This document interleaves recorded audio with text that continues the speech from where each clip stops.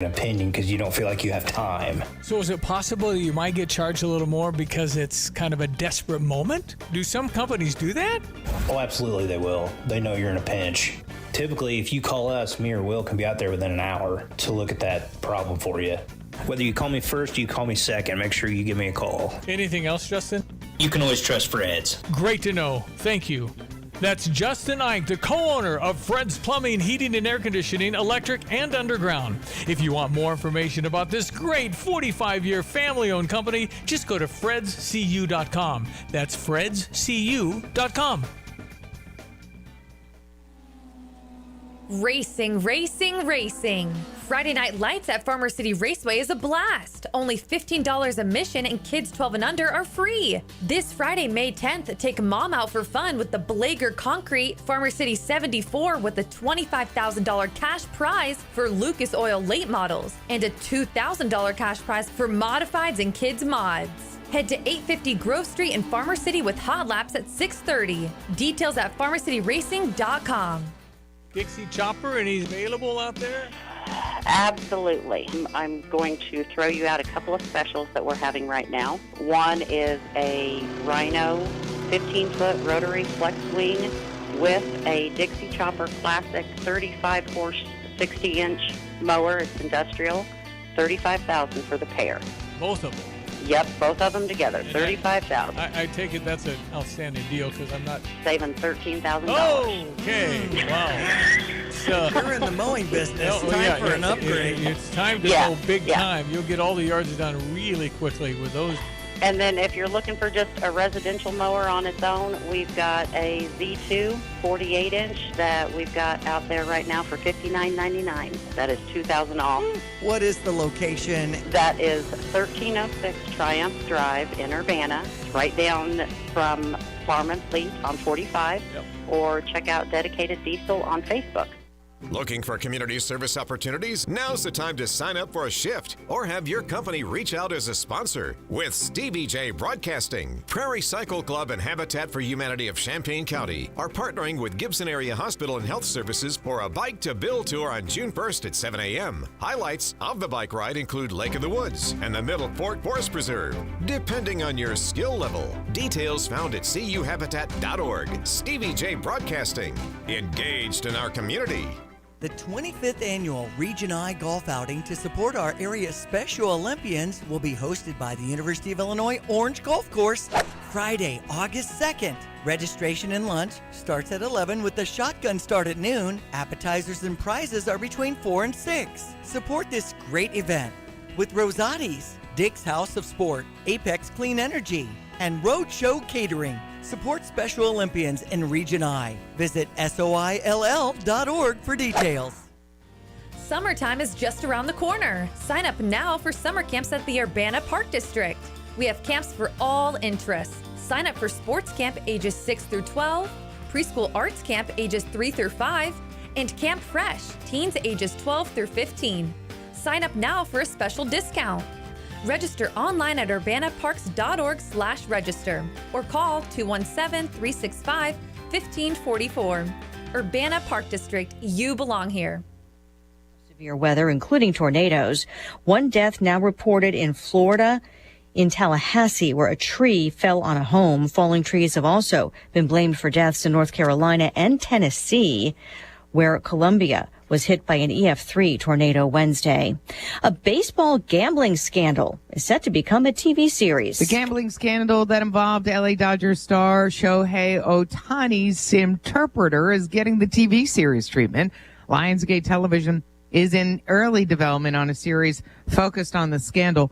The Dodgers star pitcher made headlines when he signed a 10-year, $700 million contract with the team. But just one day into the 2024 season, it was revealed that his interpreter had stolen nearly $17 million from Ohtani to cover gambling debts. He was immediately fired and later turned himself into federal authorities. Fox's Michelle Polino, the interpreter, deciding this week to plead guilty to bank and tax fraud charges. He could face years in prison. Recapping stocks, the Dow up 125, S&P up about 8, but the NASDAQ slips 5 points. And Lisa Brady, Fox News.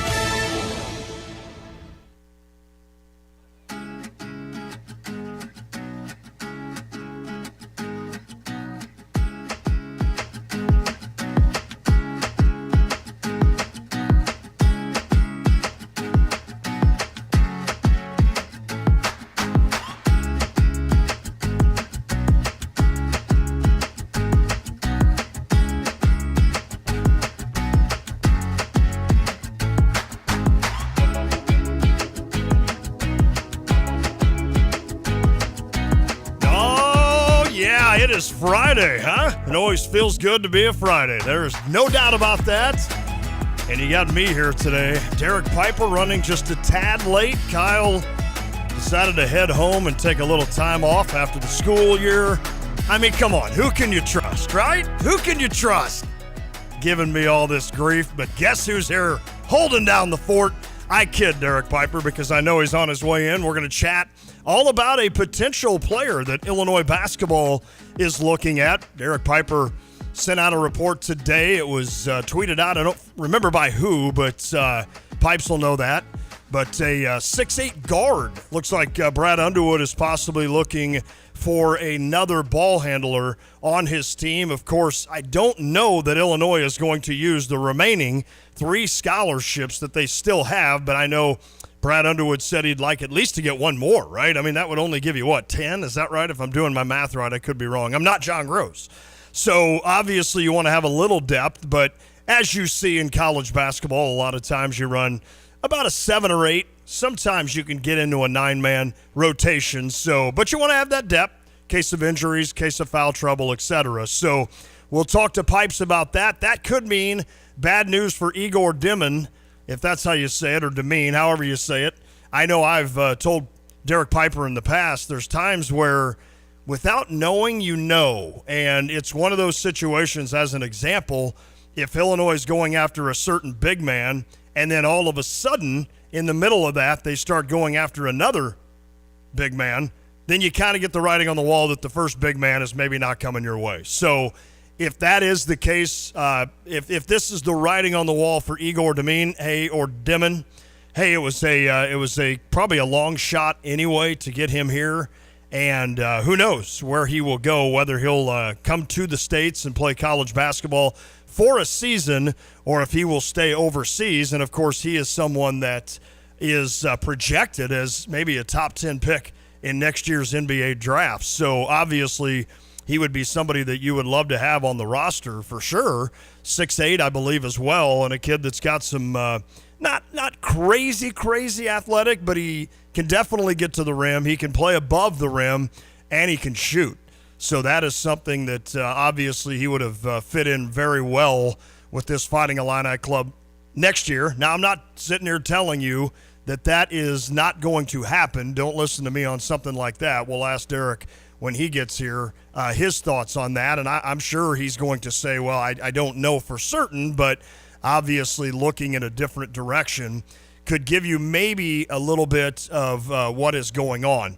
I haven't had a chance to see a lot of the Terrence Shannon news today, but I know that I did read that it is going to go to trial. So his court case out in Kansas will go to trial.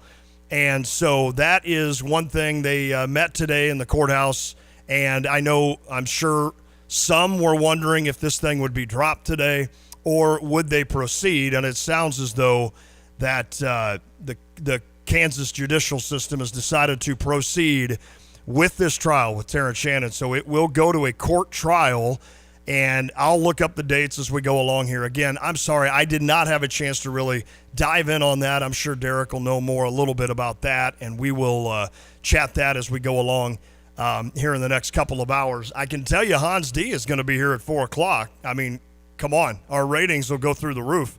But Hans D is coming in at 4, and he's going to join Derek and I the second hour to give some thoughts on his Illinois, fandom, as he likes to do. And also, he's heading to the baseball game tonight. I know Derek Piper, I think, is heading to the baseball game, and it appears that I may be heading to the Illini baseball game tonight. Of course, Illinois and Iowa, that game starts at 6 o'clock at Illinois Field. I cannot wait for this. The Illini, of course, dead square in the crosshairs, essentially, of an NCAA tournament booth. We had, what was his name? Pipes, yell it out. Cahill. Teddy Cahill. Teddy Cahill joined us yesterday from Baseball America and said, as it stands now, he kind of keeps flipping Indiana and Illinois into that last 4 in and last 4 out. But I know his last projection, I didn't look today, the last projection showed Illinois as one of the first 4 out. And, of course, I kind of laughed at that, Derek, when I said yesterday, well, you're winning the Big Ten now by a game. and yet you're not even square in the NCAA tournament. So still work to do for Dan Hartleb's squad, and as we chatted yesterday with Iowa, they bring in a pretty imposing pitching staff. So you're going to have a lot of pitching versus a lot of hitting with Illinois. And I don't want to act like Illinois doesn't have the pitchers to shape up with Iowa, probably, nor would I say that Iowa doesn't have the hitters to make an impact in the series. But certainly that's kind of the bottom line, Derek, as we welcome Derek Piper to the mic. Hey, you look good in the captain seat. Yeah. Hey, I haven't done this in a while. It's Right. kind of weird. I'm like, hey, I'll take this ship over. Just put me in the middle of the ocean so I don't have to navigate anything. But you're probably looking. I know you said you might be there tonight. I know Hans D is going. I may be going. You're kind of looking at offense versus pitching tonight, and it could make for a cool storyline this weekend at Illinois Field. Yeah, it'll be a lot of fun. And in case anyone missed the end of our show yesterday, and I don't want to sell the false goods Oh, yeah, of, that's all right, so Brody Brecht is not pitching tonight for Iowa. Okay. It's going to be, I think, Saturday. I've seen that instead, Cade Obermuller, lefty from Iowa, who had missed his previous 2 starts with the back injury. Look at me being all But up to like my breaking down the Hawkeyes. my news here on Illinois baseball, Big Ten baseball. But the probable starters officially came out yesterday afternoon, and there was a change on the Iowa side. So Jack Crowder, 4-1, 5.07 ERA going for Illinois tonight. Cade Obermuller, who's 2-1 with a 3.11. I'm guessing that might be.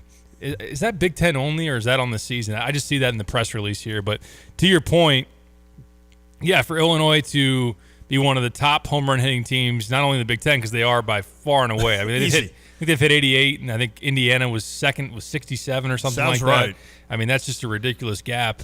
They're top 10, top 15 in the country in home runs as well. So as Teddy Cahill said to us earlier yesterday in breaking it down for Iowa was the preseason pick by a lot of people in the Big Ten and a preseason top 25 team, largely because of their starting rotation. I know they've had bullpen issues, and I think that maybe their offense has not been able to produce well enough. And I know that even Brody Brecht has not been as consistent as people probably thought. He's dropped a few spots in projected mock drafts, even though, like we talked about yesterday, still a middle to late first-round pick according to MLB.com right now. So this, even though while Iowa's not a projected tournament team, while they're not some maybe huge marquee opportunity on your resume, it is going to test you for sure. doubt. And I do think, and we threw this at Teddy Cahill yesterday, if Illinois wins the Big Ten, you'd be stunned if they don't then get a bid in the NCAA tournament. So taking 2 out of 3 or potentially sweeping Iowa this weekend would be a huge step forward as you go into that final series against Purdue. But yeah, I'm really excited. I loved being over there last weekend with the atmosphere and just a team that's rolling, especially at home. Yes. 18-2 at home. And for the home series finale, you got Senior Day, I think, tomorrow. That is right. You got Food Truck Friday tonight. I can't wait to see what food options are going to be over there. Probably plenty. And then you've got that Sunday as the home finale. And I'm ready. I'm ready to see some more baseball. I loved it last weekend, and I encourage other people to go out as well. I know the number is 4, but correct me if I'm wrong. Isn't Illinois 4 home runs away from setting their all-time single-season record for home runs? So that gives you a sense of how good power-wise this Fighting Illini squad is. Interesting without the ace going tonight for Iowa, because I don't know, Derek, it seems like in Big Ten baseball, it's always that Friday starter, right? You always talk about that Friday game. You want to ride that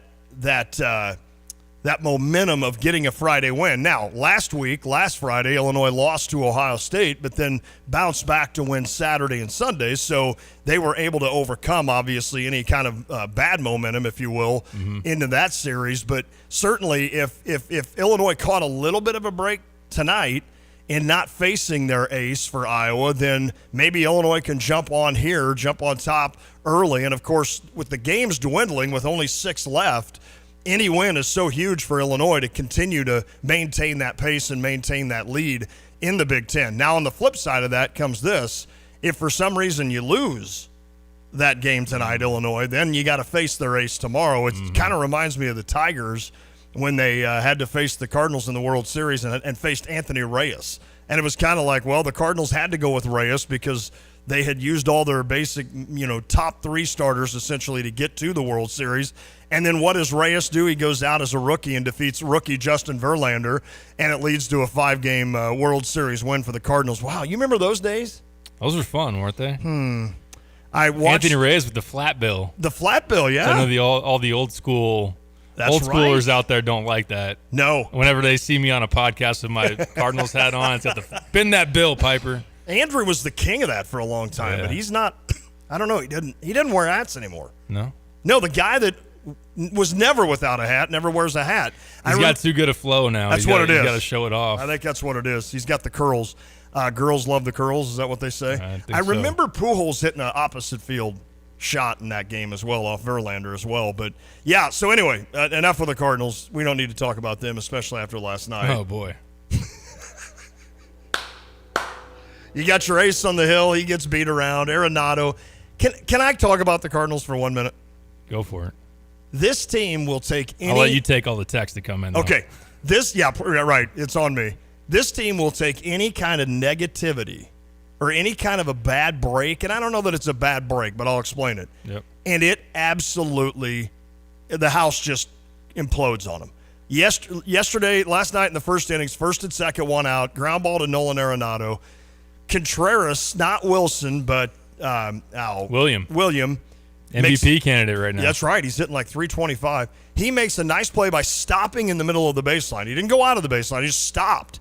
And Arenado, instead of just doing the traditional 5-4-3 double play to end the inning, decides he's going to tag Contreras and throw across. Well, the problem is he didn't tag Contreras. So he threw across, gets the out at first, and then immediately, I'm like, okay, how is this going to come back? The next time, what do you know next is a wild pitch by Sonny Gray. I'm like, so a guy with an ERA under 1 coming into the game has a wild pitch to make it 1-0, and then Rhys Hoskins, who could close his eyes and beat the Cardinals, hits a 2-run homer, and it's 3-0, all because Arenado misses a tag by probably 6 inches.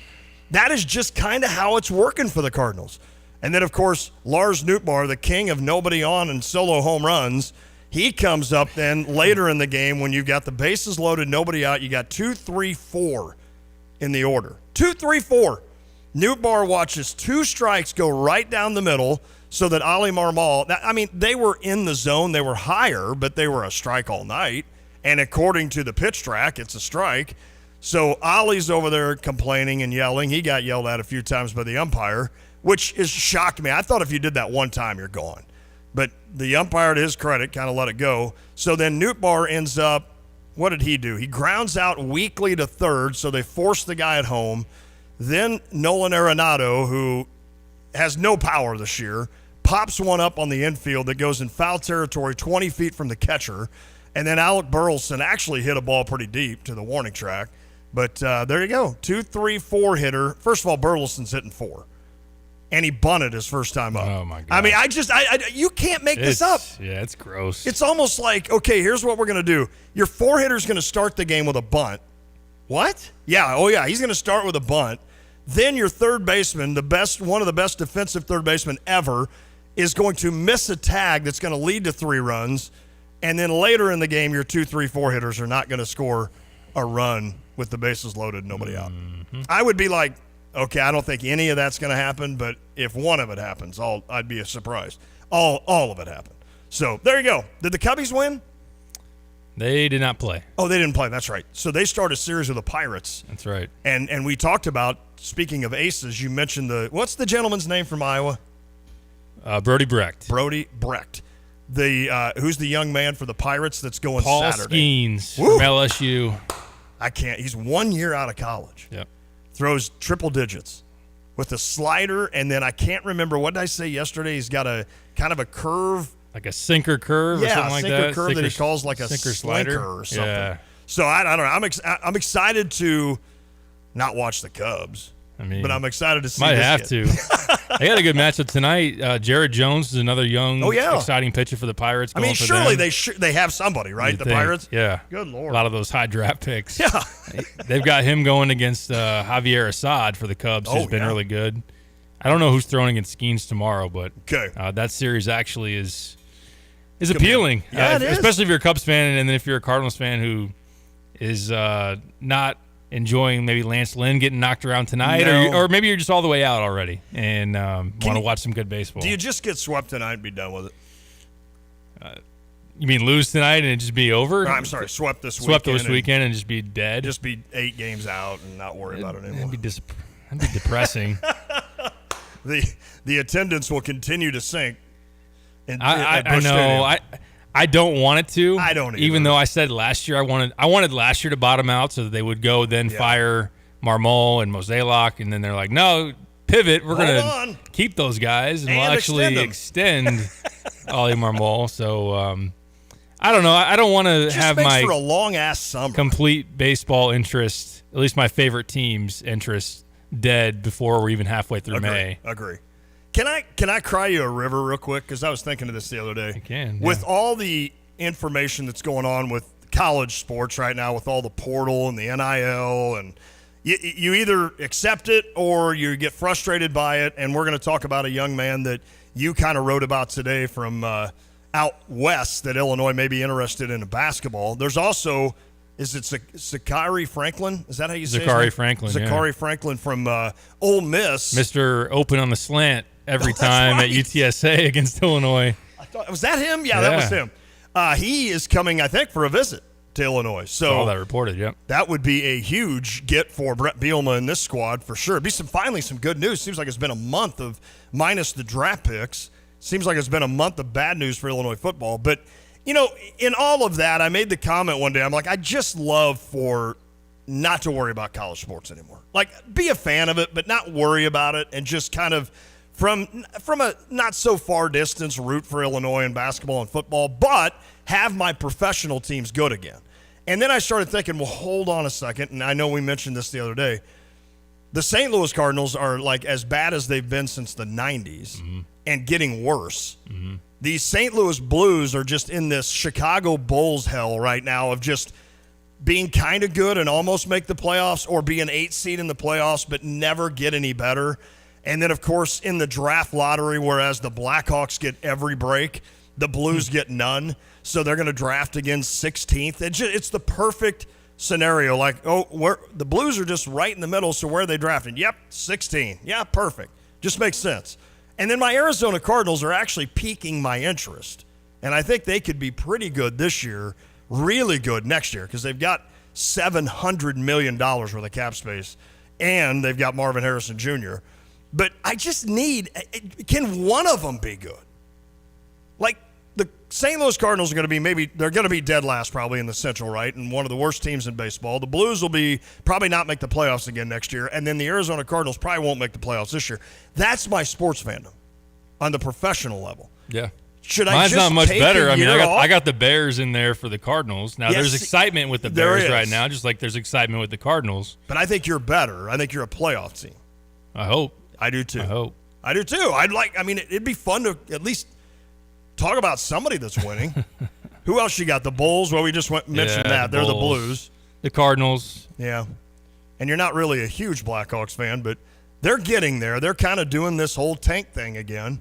Last time it led to 3 cups, so maybe that'll turn around and lead to 3 cups. One thing I'd say, though, for all the headache or just exhaustion or whatever you want to attach to what a portal offseason looks like, or if you're kind of rubbed the wrong way about NIL and what some of these dollar figures are. I mean, Illinois just went to an Elite Eight. Yeah, it's a good point.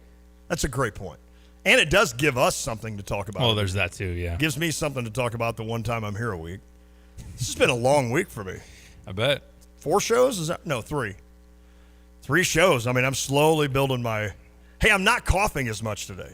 I noticed that. Did you notice that? Yeah. So maybe this thing is finally out the door. That's been sheer you-know-what for 2 weeks. But everybody I've talked to is like, oh, yeah, you'll cough for a month. I'm like, no, please don't. All right, how about we do this? Let's take a break. Okay. When we come back, I want to talk some Illinois basketball with you. I did mention to you, and I'd love to know. I need one person to say yes on the U of I Line and text line. But if nobody does, then I'm not going to do it. But Tip Ryman, the Illinois tight end, had his rookie day press conference with the Arizona Cardinals. Now, the cynical side of everybody is, he's an Arizona Cardinals, so that's the only reason we're going to hear from him. But he is pretty funny in this press conference. He's a unique dude. We never got a chance to really talk to him enough at Illinois or hear from him enough. But he had some good stuff in his rookie. It's 12 minutes, but I'd play like 4 minutes of it. Some pretty good stuff about, the reporters in Arizona were basically saying, were you shocked that you were drafted in the 3rd round? And Tip gives a good answer to that. So we may play that before we get out of here today. Just a little bit of Tip Ryman. But if everybody doesn't want to, if nobody wants to hear that, then we won't do it. Fair enough. I mean, if he was with the Bears, it'd be a no-brainer. Yeah, of course. But it's still a former Illini. And I thought maybe everybody would want to hear from him. I actually listened to Johnny Newton's rookie press conference. It was about 6 minutes, but it's a Zoom. And it's like awkward pauses throughout the entire thing. So I'm like, I don't have time to edit that. It's not worth listening to because it's too awkward. Whereas Ryman was actually in a room with reporters, which is a little bit easier because it's boom, boom, boom. So maybe we'll get to that. Again, Illinois, Iowa this weekend. That's going to be a fun series. Starts tonight at 6. Tomorrow's game, of course, weather permitting, but I think it's supposed to be nice all weekend. So tomorrow and Sunday, 3 o'clock starts at Illinois Field for the Illini baseball team. So make sure to get out and support that squad. I know they are doing some good stuff this year. And as you mentioned, 18-2 at home. So if you've had a chance to go see them, they've certainly rewarded you with plenty of wins. Wouldn't you hate to be the guy that's been to 2 games this year and both of them are losses at home? Yeah. And you're like, well, Illinois is 18-0 at home. You should not go this weekend. Yeah, right. Keep your butt at home, whoever you are. Stay home. We don't need you there. So Illinois basketball, a chance to bring in possibly a guard from the West Coast. And I'll let Derek Piper kind of expand on that. And does that mean bad news about Igor Dimon? I want to ask Pipes that as well. But first, I want to throw a congrats out to Busey, recognized among America's best banks for 2024 by Forbes. It's the 3rd consecutive year the organization has been recognized on that prestigious list. You knew how good they were. Well, now it's proven all over the country. Ranked 40th overall in the country, Busey was the 2nd-ranked bank headquartered in Illinois. In fact, 6 Illinois banks were included on this year's list, and Busey, number 2 among that list. In addition to being America's best bank, Busey also honored to be recognized as Illinois' best place to work. How about that? From exceeding the needs of customers and colleagues to serving communities, Busey Associates have done this for 155 years. If you need help, whatever you need, financially, on financial needs, business, and beyond, give Busey a call, 1-800-67-BUSEY, or visit Busey.com to learn more. Busey, member FDIC. We're back.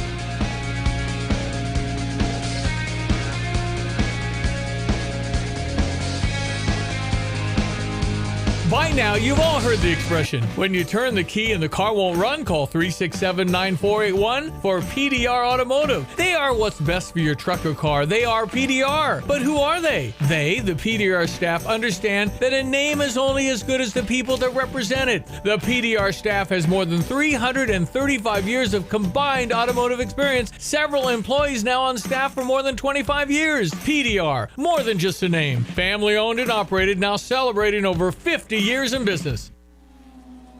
Racing, racing, racing. Friday Night Lights at Farmer City Raceway is a blast. Only $15 admission and kids 12 and under are free. This Friday, May 10th, take mom out for fun with the Blager Concrete Farmer City 74 with a $25,000 cash prize for Lucas Oil late models and a $2,000 cash prize for modifieds and kids mods.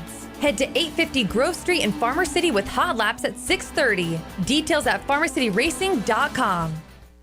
In an ever-changing real estate market, it is so important to work with experienced agents like Russ and Nick Taylor with the Taylor teams at Taylor Realty Associates. They have the knowledge and expertise to get your home sold for the most amount of money in the shortest amount of time. Trust the experience and success of Russ and Nick Taylor with the Taylor team at Taylor Realty Associates. Give them a call today at 217-355-0700 or visit them online at taylorboys.com. That's taylorboys.com.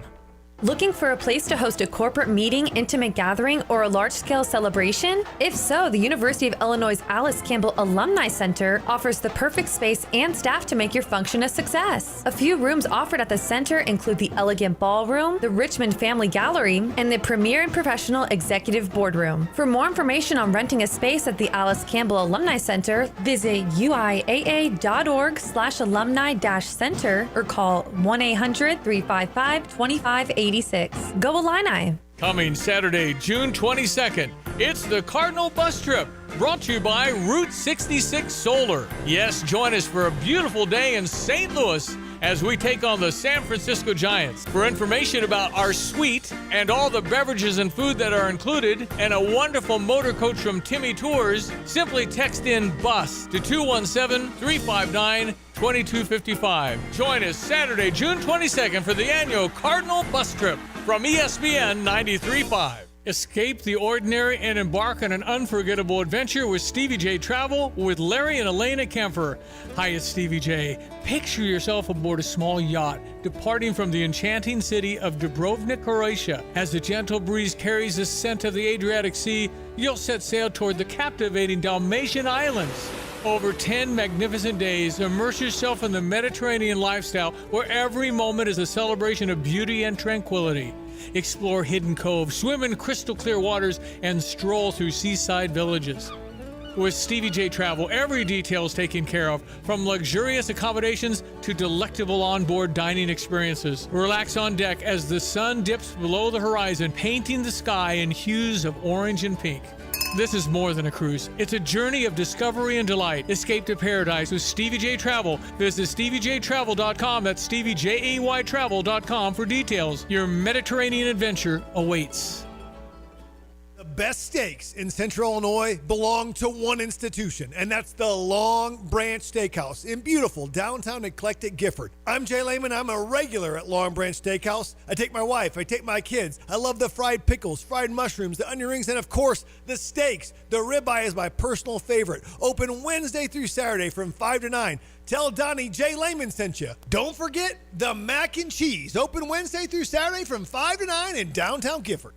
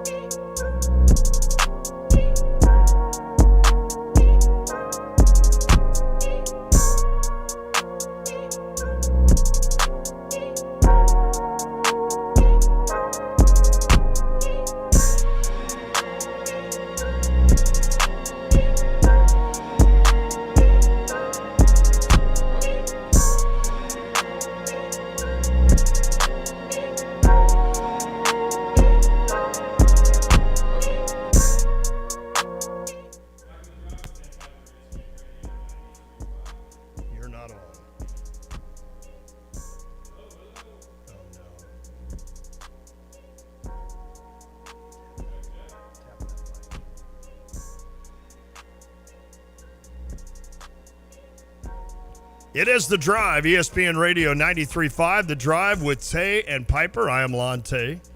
Derek Piper is working to be on the air. Am I on? Yeah, there you go. Oh, my good. All right. See, I take over one time, and he forgets. You unplugged my mic when you left this seat, didn't you? Did I unplug it? No, I'm just kidding.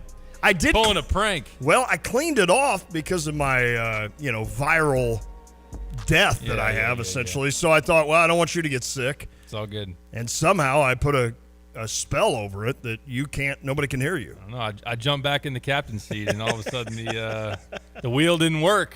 It was Hans's idea. Ah, fair enough. Hans was like, how about let's mute.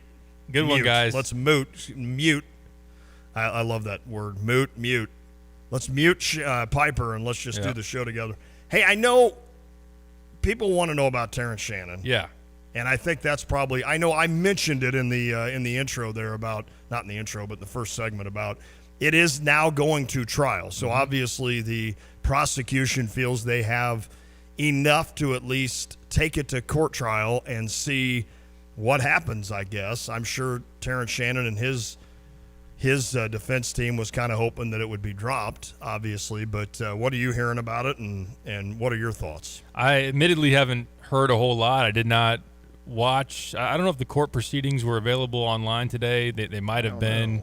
But I was obviously not present there in Lawrence, Kansas. I did not see what went down in the courtroom. I have seen the reports or just the news coming out that it is going to trial. I know that Mitch Galifan, who's been on it, covering it on Twitter, mentioned that it's going to be a June 10th trial date as far as the next time that we'll see this case move along, and now that it is going to trial. So there, of course, has been a not guilty plea on Terrence's side. I know that there were some wonders about with his side sharing some of the DNA evidence, or there was a motion to try to throw out some of that testimony, or I don't know exactly. Yeah. Look, see, I'm being No, it's hard. It's just not what we talk about on a daily basis. I don't know all of it, but that there, of course, was DNA collected from Terrence's side and cross-examined versus the alleged victim. And I know that Terrence's legal team shared that there was not a match from what they were able to come up with, at least based on the evidence that they presented. Right. So I don't know. I don't know a whole lot as far as more than anybody out there. I haven't tried to dig into any kind of inside information, and really throughout this whole process I've stayed away from doing any of that, because I've known that if I'm going to get any side of the story, it's only going to be pretty much one-sided, and I don't want to come to the table with one thing and have it end up not being true or anything like that. So I've treaded really carefully as far as that goes, and I just know, like everybody else, that it's going to trial, and that it will then be interesting as it kind of correlates with the NBA draft. Right. And that's late June, right? Yeah. Okay. I think the NBA draft is the 27th, and if his trial date is the 10th and it pushes forward from there, I can't imagine that if this thing is still ongoing that he's going to get picked. I would agree 100%. So that's where you hope that for the best interest of all involved, that you find a resolution. Of course, the truth is what matters the most, however long it takes. But yeah, that is the news today, and beyond that, I don't have a lot to say on it. I pulled up WCIA, so I appreciate kudos to them on this. They did mention lawyers confirmed that Terrence Shannon's trial date has been tentatively set for June 10th. Mm-hmm.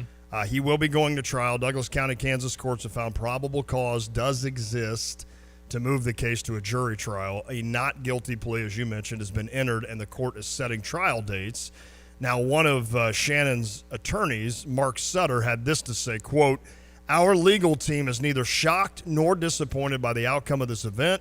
A preliminary hearing is a procedural process that merely speaks to the threshold of evidence and whether a question of fact may exist for a jury.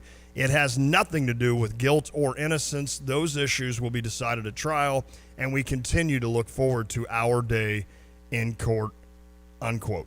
So that is from the attorney for Terrence Shannon, who, of course, is being charged with rape following the incident police said happened in the Jayhawk Cafe back in Lawrence, Kansas in September, when he was there for the Kansas-Illinois football game. So that is kind of where we're at. And, of course, I think another player recently who was charged in this same courthouse, that didn't end up going to trial, right? I think that was settled out of court. And that's like the 6th out of 7 for this prosecutor that has happened. So kind of surprised me a little bit that it was actually going to trial, to be honest, but this is going to trial. But the prosecution must think that they have at least enough to get to get Terrence Shannon, if you will. I know that's not the right way to say it, but there's enough as far as probable cause Right. to think that it could be tried and to see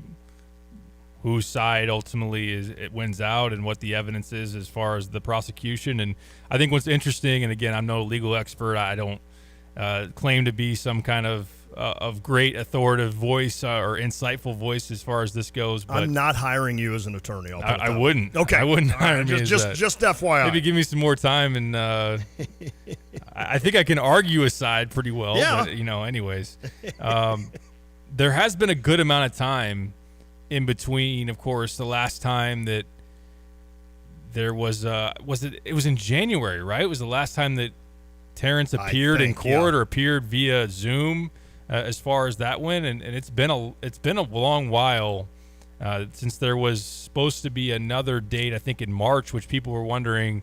I think it was like conflicting with the Big Ten tournament schedule or maybe the NCAA tournament. Would Terrence have to like miss a game to then go appear over there? And there was a quote unquote schedule conflict. We never heard whose side was conflicting in terms of the schedule, or if there was even maybe one that was pushing that down the line. But then it got moved to May. And has there been anything since then that's come about on either team's side that is added to their case? I don't know. Wasn't there something on the DNA that did not show any? That was presented by it was. There was a I don't know if it was a subpoena or that's right. That Terrence's legal side showed some of the evidence that they were provided is that there was not a match. Okay. As far as Terrence goes, at least as far as what they presented out there. I don't know if there's more that could conflict with that. I don't know, but yes, that did come out. Okay. Now, was Terrence there today, or did he do a Zoom? I would imagine he was there. Okay. I would, yeah. How awkward that would be, But stuff happens, and so we'll it's scary. Look, it's scary on both sides. It's going to go to a jury, and then it's going to be people like you and I that decide it. Mm-hmm. And that's how that's how the court system works. And I'm sure there's times they get it wrong, times they obviously get it right. So we'll see. Yeah, I think it's worth mentioning. And again, we don't have all of a lot of what Terrence's legal team has put out there has been accessible, and some of the documentation. I know also, of course, in regards to his suspension. And those are different cases, like the argument for why he should be able to play versus whether or not he's guilty or innocent. Of course, they are pushing for not guilty and believe that to be the case. But even involved in what went to the federal trial versus the university and their suspension, we never heard Terrence's side of the story. There was never a here's what happened, here's what was alleged against me that didn't. I know all he's said is he's maintained his innocence. So there's that. But Arterio Morris, who was a player at Kansas, was also charged with rape. And when he was immediately kicked off of the Kansas basketball team. Ultimately, that case, which I think would have been in motion before Terrence's, so I would imagine that it went to trial.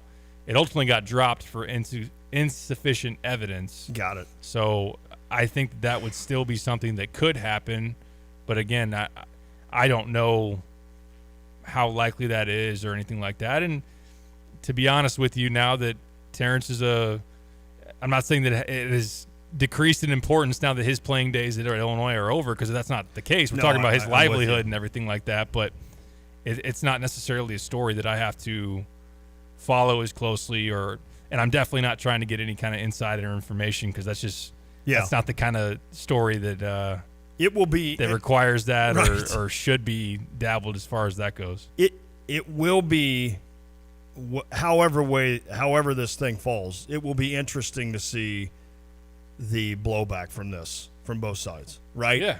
If Terrence is ultimately found innocent, or that he did not do this, not guilty, then you're going to have a lot of people that even though he missed 6 games, you're going to have a lot of upset people saying, you almost ruined a kid's life.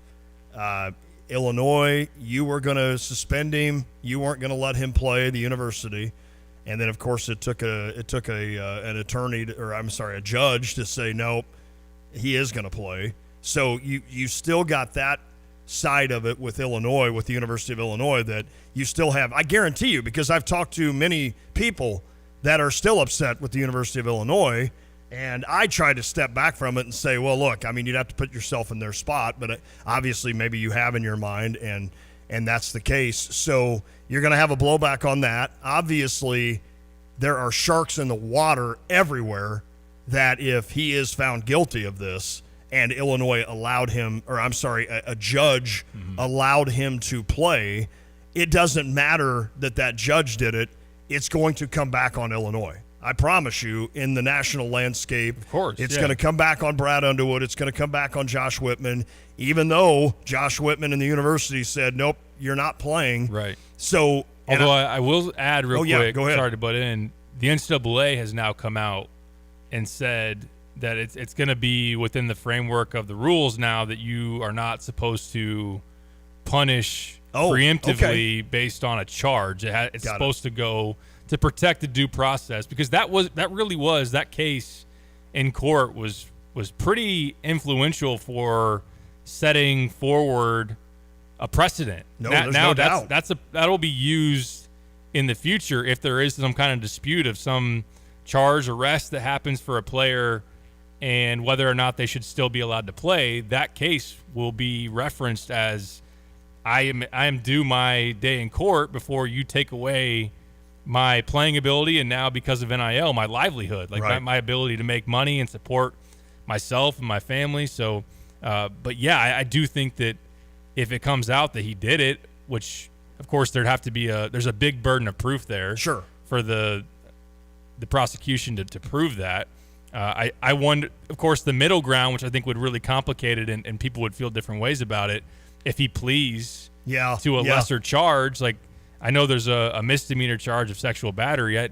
I don't imagine that would be an ideal circumstance for Terrence, because I still think that could affect his I do too. NBA path. And of course, if that would have happened during the season, he would have been he wouldn't have played. Immediately kicked off the team, probably expelled from the university, because there's a what is it called? No tolerance policy as far as sexual misconduct and those type of things. So these are, of course, we're speculating, or we're dabbling in the different ways this could go. But yeah, back to your point, if it does come out that there is merit to what is accused, then of course it will have egg on Illinois' face, even if the reality is they were kind of just abiding by what they were told by the federal judge. That is exactly right. So it'll be interesting, and not to make light of this at all, because I'm not, but it's yet another thing that happens at the University of Illinois that will go down as a rule change in the NCAA.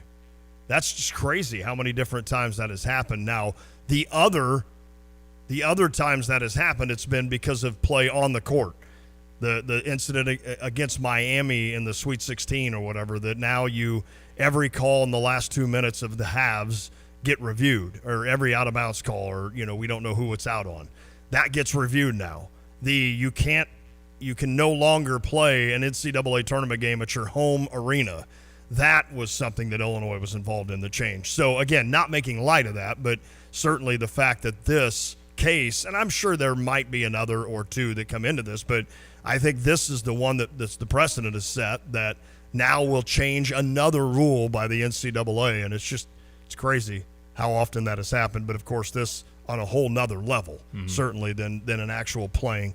I mean, even like instant replay, it seemed, was almost changed because of Illinois with the fumble game against Michigan. So there's been a lot of things that have happened in at the University of Illinois that have led directly, possibly, well, not possibly, a couple of them have definitely led to the NCAA then making a rule change that would live on forever. It's just, and most of them were not good news for Illinois. Well, none of them were. The fumble game wasn't. The tipped out of bounds against Miami wasn't. The playing at Kentucky wasn't. So, yeah. Yeah, where has it been where Illinois was actually the one that caught the break? They've never. Yeah. They've never. It's just, I remember Ron Turner telling me, he's like, there'll be 2 teams that vote no for the instant replay, and it'll be Michigan and Ohio State. Is that and right? both teams voted no. Oh, of course. They didn't want it. Why would they want it? Like Jay Lehman said, like the Rose Bowl call. A former football coach of the Big Ten that I won't mention again, even though Jay mentioned him on the air. Yeah, talked about the Rose Bowl call that Michigan and Ohio State get every season. So, yeah, it's crazy. It's funny that we haven't gotten to where was we're going to increase it to 6 fouls to foul out. Like in the NBA, because the NBA has that. And that would be the James Augustine rule. That or the Arizona game. Arizona game, yeah. That's a great point, Pipes. That would be a perfect example of where the NCAA could have stepped in and said, look, although that would have been another thing where Illinois got screwed, but then exactly the NCAA tries to make up for it after, not necessarily for them, but for future teams who will have to face I don't know. Huge imposing big man. Why did R.J. Melendez dunk and technical come into my mind? That was another situation where Illinois got screwed. And they come out in the offseason. Point of emphasis, let the players celebrate a little bit. Hang on for safety. It's weird, man. I understand why Illinois fans have this like weird obsession with thinking that the world is against them. They're out to get them. Right? Yes, yeah. and because there's so many facts. Like, it's not like you're going with preposterous ideas of why this is happening. You literally have facts you can write down and support your case, and it's strange. I don't know. Just one national title would just erase all that crap. I heard from a source that there was a guideline for the selection committee this past year that a 1 seed wasn't allowed to face a top 10 KenPom team until the Sweet 16. No, I'm just kidding. That's a joke. But I hope that's you're another joking. thing. Oh, my Lord. What's up, Hansi? Hey, how's it going? That's our guy. Will we ever forget the Loyola game? No. Never. I mean, okay, this is a fair – and we're going to talk about this kid from the West Coast next hour. Mongolian Mike. I like this. Sounds like a good restaurant. Now that Illinois has been to an Elite Eight, I'm anxious to hear from listeners at, 359-2255. That's weird. We just got a double text. 2 different numbers said the same thing. Whoa. Oh, my Lord. Just because you're paranoid doesn't mean they're out to get you. One of them said get ya, and the other one said get you. Wow. That's literally the same. Well, one of them did use the apostrophe RE in there. The other one. There's different. They aren't. That's kind of same creepy. time, though. That's kind of creepy, man. That's and Hans walked in at the same time. Whoa. Okay, Hans, you need to. Those are both your numbers, Hans? Yeah. Are you in Muhammad now? I'm Muhammad and 651. Yeah. No, I'm anxious though. Did that getting to the Elite Eight? Does that erase now the? This isn't a brag question. Like, I'm not asking. Oh, like kind of like do you their still curse type of thing? No, that Loyola law. Oh, the Loyola? Yeah. It's not gone, but it helps a lot. Okay. I don't know that it helps me. No? I don't think it does. I kind of feel like we broke free from that second round. Yeah. And it's a better feeling than not going to Elite. Hans has got like a Nolan Arenado vibe today. I like the chain for sure. Yeah. It's like he's got the Arenado look. I assume you don't have any power. Oh, okay. Wow. Okay. All right. Could you even open the door? You're done. Did you have to have somebody help open the door? Bud. Sorry. I'm sorry. Is that what you say at your DJ get-togethers when somebody gets a little too out of hand? He's like, done. You're done. You're done, bud. Yep. You need to like have me voice something. Yeah. Like in right my fatherly, like, hey, you're done. Like and you just like and then beat drop. Hey, you're done. That'd be great. I think we got something We here. should do it.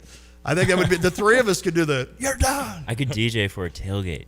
Oh, let's do that. Oh, that's happening.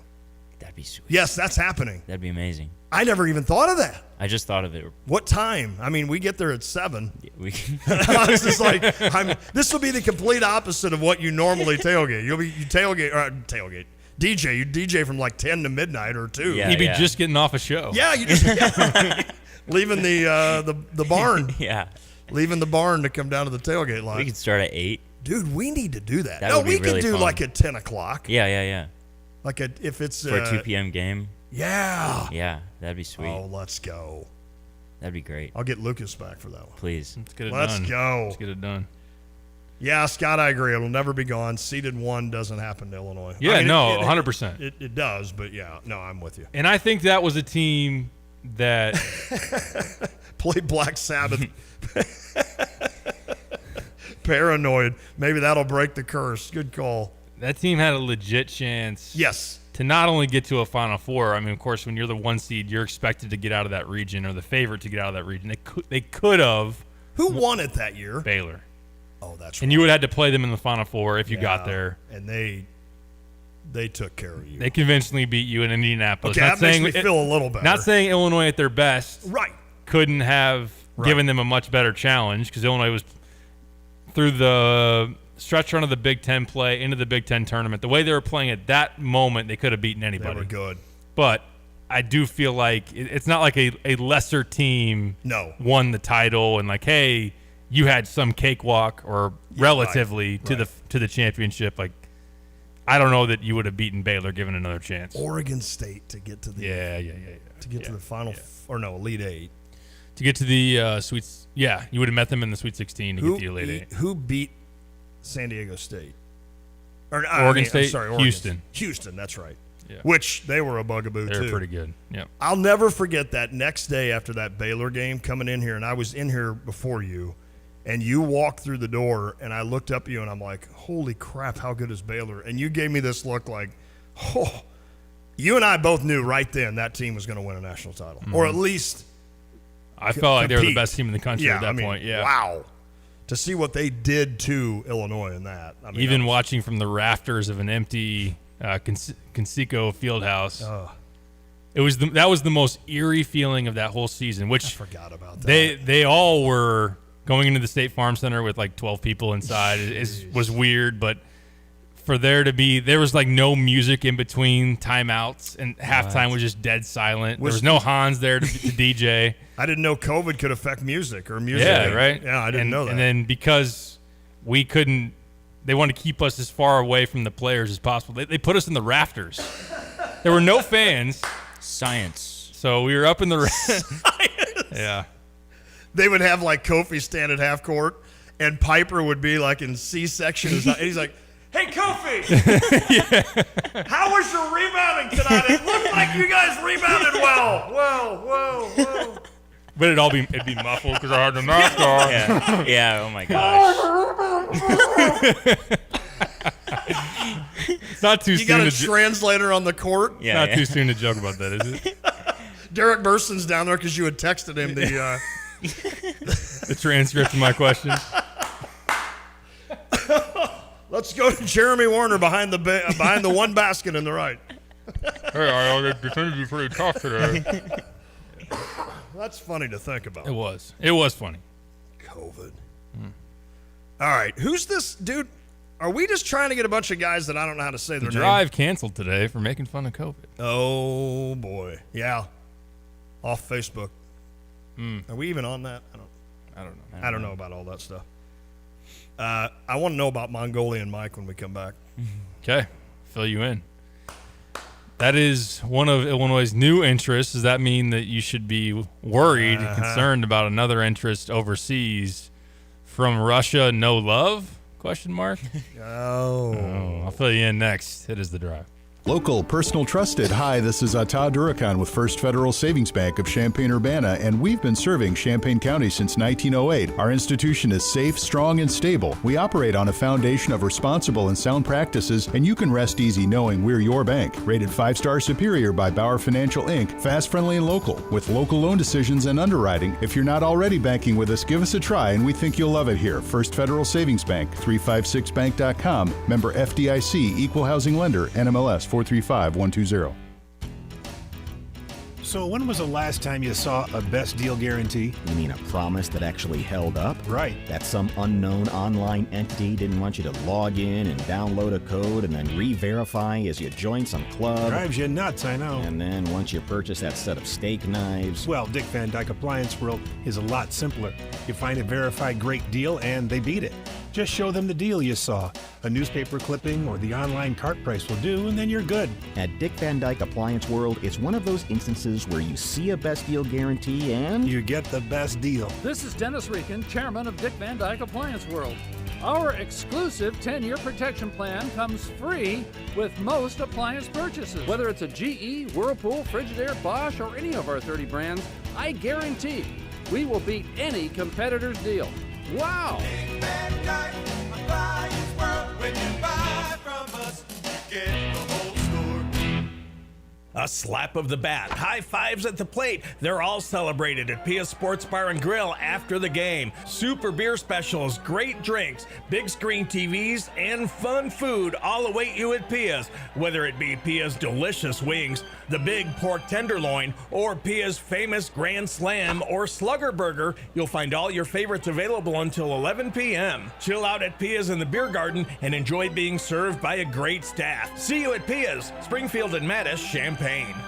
When your pipes are in a pinch and your drains are feeling the strain, who do you call? The plumbing pros, of course. At Dogtown Heating, Air, and Plumbing, they're your reliable partners in all things plumbing. From leaky faucets to clogged drains, they can get any problem you have cleaned up and taken care of. Their licensed plumbers are on call 24/7, ready to swoop in and save the day whenever a plumbing emergency strikes. Don't let a plumbing problem ruin your day. Call at 217-841-4728 or visit them online at dogtownheatingandair.com. Dogtown Heating, Air, and Plumbing, your home's best friend.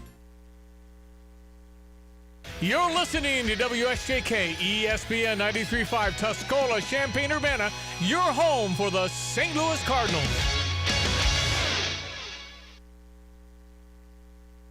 Of the most brutal massacre of my people since the Holocaust. Israel's UN Ambassador Gilad Erdan suggesting the vote also shows support for Hamas terrorists. The U.S. voted against the resolution, arguing unilateral measures will not lead to a sustainable peace. America is listening to Fox News. Think identity theft won't happen to you? Think again. There's a new victim every 3 seconds in the U.S., over 15 million this year alone, and many don't even know they're victims. LifeLock alerts you to identity threats you could miss even when you monitor your credit. If your identity's stolen, a dedicated U.S.-based restoration specialist will work to fix it. No one can prevent all identity theft, but everyone can save up to 25% their first year with my name, Clay, as the promo code at LifeLock.com. Life insurance. Why are you putting it off? Can't afford it? Too much hassle? Think you don't need it? There's lots of excuses for putting off life insurance. But if you weren't there, who would pay the mortgage and other bills? With Ethos, you could be covered in 10 minutes and boom, family protected. Ethos, fast and easy online term life insurance. Up to $2 million in coverage with no medical exam. Some policies as low as $1 a day. Answer a few health questions and get your free quote at getethos.com. That's getethos.com. Week 3 of testimony ends in former President Trump's hush money trial. Prosecutors expect to call just 2 more witnesses in the hush money case against former President Trump and could potentially rest their case next week. One of them is the former president's former fixer, Michael Cohen, who arranged the hush money payment to adult film star Stormy Daniels. The former president spoke to reporters on his way out of the courthouse on Friday. And it's not about all of the other stuff that you've been seeing, because we're using that to attempt, it's had no impact because it's so old, attempt to do something to me politically. He has pleaded not guilty to falsifying business records. Fox's Tanya J. Power is just getting word his youngest son, Barron, is declining to be one of Florida's at-large delegates to the Republican National Convention, citing prior commitments. The most popular baby names in the U.S. still not changing. Olivia topping the list for girls for the 5th year in a row, and it's the 7th year for Liam as the top boy's name. This from the Social Security Administration list for 2023. There is a new addition to the boys' top 10, Mateo, debuting at number 6. Taylor Swift updates the set list on her Eras tour, adding music from her new album, The Tortured Poets Society. At Swift's Paris concert Thursday night, the European kickoff of the record-breaking tour, and her first show since the album's release, the pop icon debuted several of the new songs live, including So High School and Who's Afraid of Little Old Me, standing atop a glass-plated block that moved around the stage.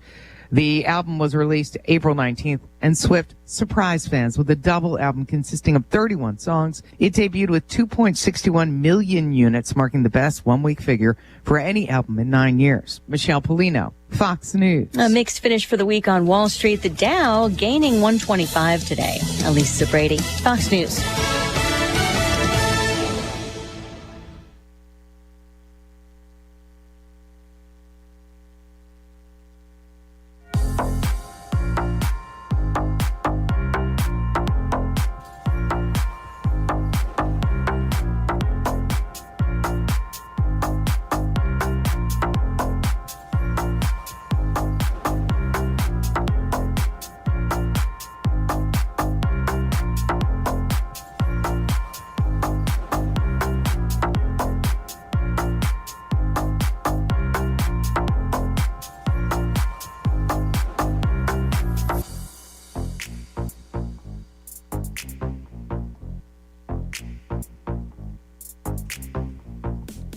It is The Drive with Sam Piper, ESPN Radio 93.5. Happy Friday, by the way. Yeah. You know what we do on Fridays. Got to get that going. Especially in the spirit of a big Illini baseball series coming up this weekend. That's always, I mean, oh, you know what I saw the other day? A tweet that I had sent out. I think it was the last time Illinois was in first place in the Big Ten. Was that 2019?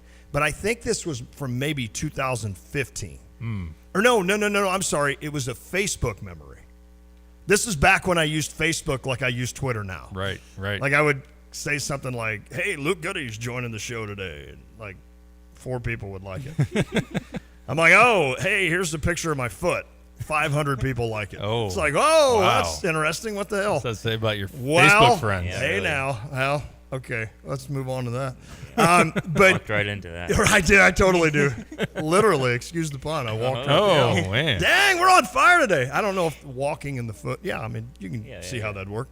But I said on there, I think the way I said it was, I think I'm heading to Illinois Field tonight for Illinois versus Ohio State playing for first place in the Big Ten. I said, this is the best part of it. My last sentence was, too bad they don't have any cold refreshments to drink there. And so when I looked back at that, I was like, oh, wow, how times have changed. Because now you can go get your cold one at Illinois Field. Yeah. So there you go. And really, is there anything better than a baseball game and a cold beer? No. Of course. Hard to beat. Raking leaves and a cold beer. Or... Except for the raking leaves part. Yeah, that's the problem. Is it after you rake the leaves or while you rake the leaves? Just while you're doing it. You got to take a break on occasion. Should we rank the best? I know these have been out here. My Tom Fornelli, who I enjoy at CBS Sports, he put out recently a list of the best beers to consume. Oh. One of his was a shower beer after mowing the yard. That's a good one. Really, any kind of shower beer is good with me. Yeah, that's good. I am a big proponent of shower beers. Now, if you get to the point where you're taking 2 in, you've either got a drinking problem or you're taking too long of showers. You're going to get dry skin. You're going to get dry skin. So, what's the best kind of beer, Hansi? I really love Coors Banquet and Hefeweizen. No, I mean, what are we talking occasions? about? Oh, geez, Yeah, I'm really off like- here. Sorry, I'm just thinking. Yeah. And don't tell me while you're flying a plane beer. Oh, damn it. Some of my As I'm smoothest flying landings over have been, Memorial Stadium. Some of my smoothest landings have been with like a 1.0 blood alcohol level.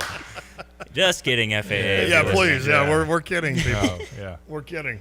Yeah, what? But a baseball game beer is baseball hard is to really beat. Hard to great. beat. Golf is nice too. Yeah. Oh, On yeah. a hot summer day. Yes. That's great. Smoke a Fishing. Yeah. That's good. You smoke a drive down the middle, which doesn't happen to me often, but then you get back in the cart and there's a cold beer waiting on you. It's like, oh yeah. Or you smoke one into the trees and then you're like, Yeah. I know it's 8 a.m., but I need this you know already. what? I wasn't going to dig into this. I wasn't digging into this cooler this early. You know what I love is sitting at going to a random bar that I've never been to and realizing that they have cold mugs that they keep like in the freezer.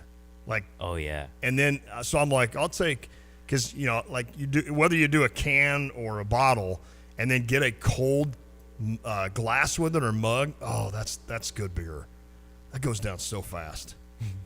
What's the fastest you ever consumed beer? The only reason I thought of this is because I just told somebody the other day, I haven't played poker, mind you, in probably 20 years. But when we used to have poker games in Sullivan, it alarmed me how quickly I could consume the amount of beer that was in my cooler. Like, I'd look down and I'm like, holy crap, I need more beer. And it's like, I thought you had like a case. I'm like, I did, but I got stuck with 2 5s and I was worried about what I was going to do. So so it was like, I think it's the nervousness of it. The nervousness of it. So that's probably it. Lindy says on the U of I Land League text line, while smoking or grilling food. Oh, good call. That's Lindy. a great call. Yep. At the grill, man. Oh, that's a good one. Oh, yeah. That might be my favorite. Honestly, I think Lindy just hit it. It's either that or at a baseball game is my favorite. I can't wait to get in there. Joel, Hans now looking for a full-time job after drinking and flying, quote. Zip it, Joel. I'm not saying the last part. Yeah. I'm ready for the tailgate. I'm ready for the tailgate. Yeah, the tailgate for party. the Hans DJ party. Hans a DJ. We almost need to sell tickets for that. You know what? We could. Top beers free. Free beer, first beer, Friday after work beer, lunch beer, on the water beer. Now I gotta say this: I'm not a lunch beer guy.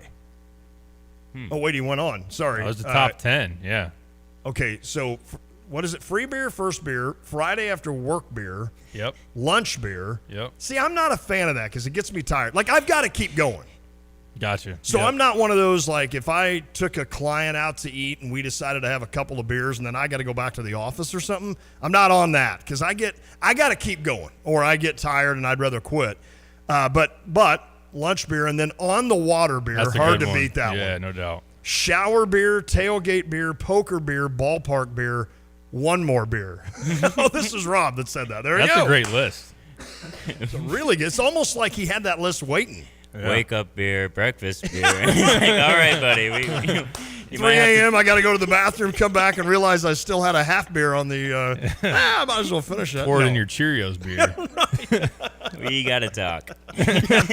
We probably need to visit, Lon. Okay. That's awesome. Oh, well.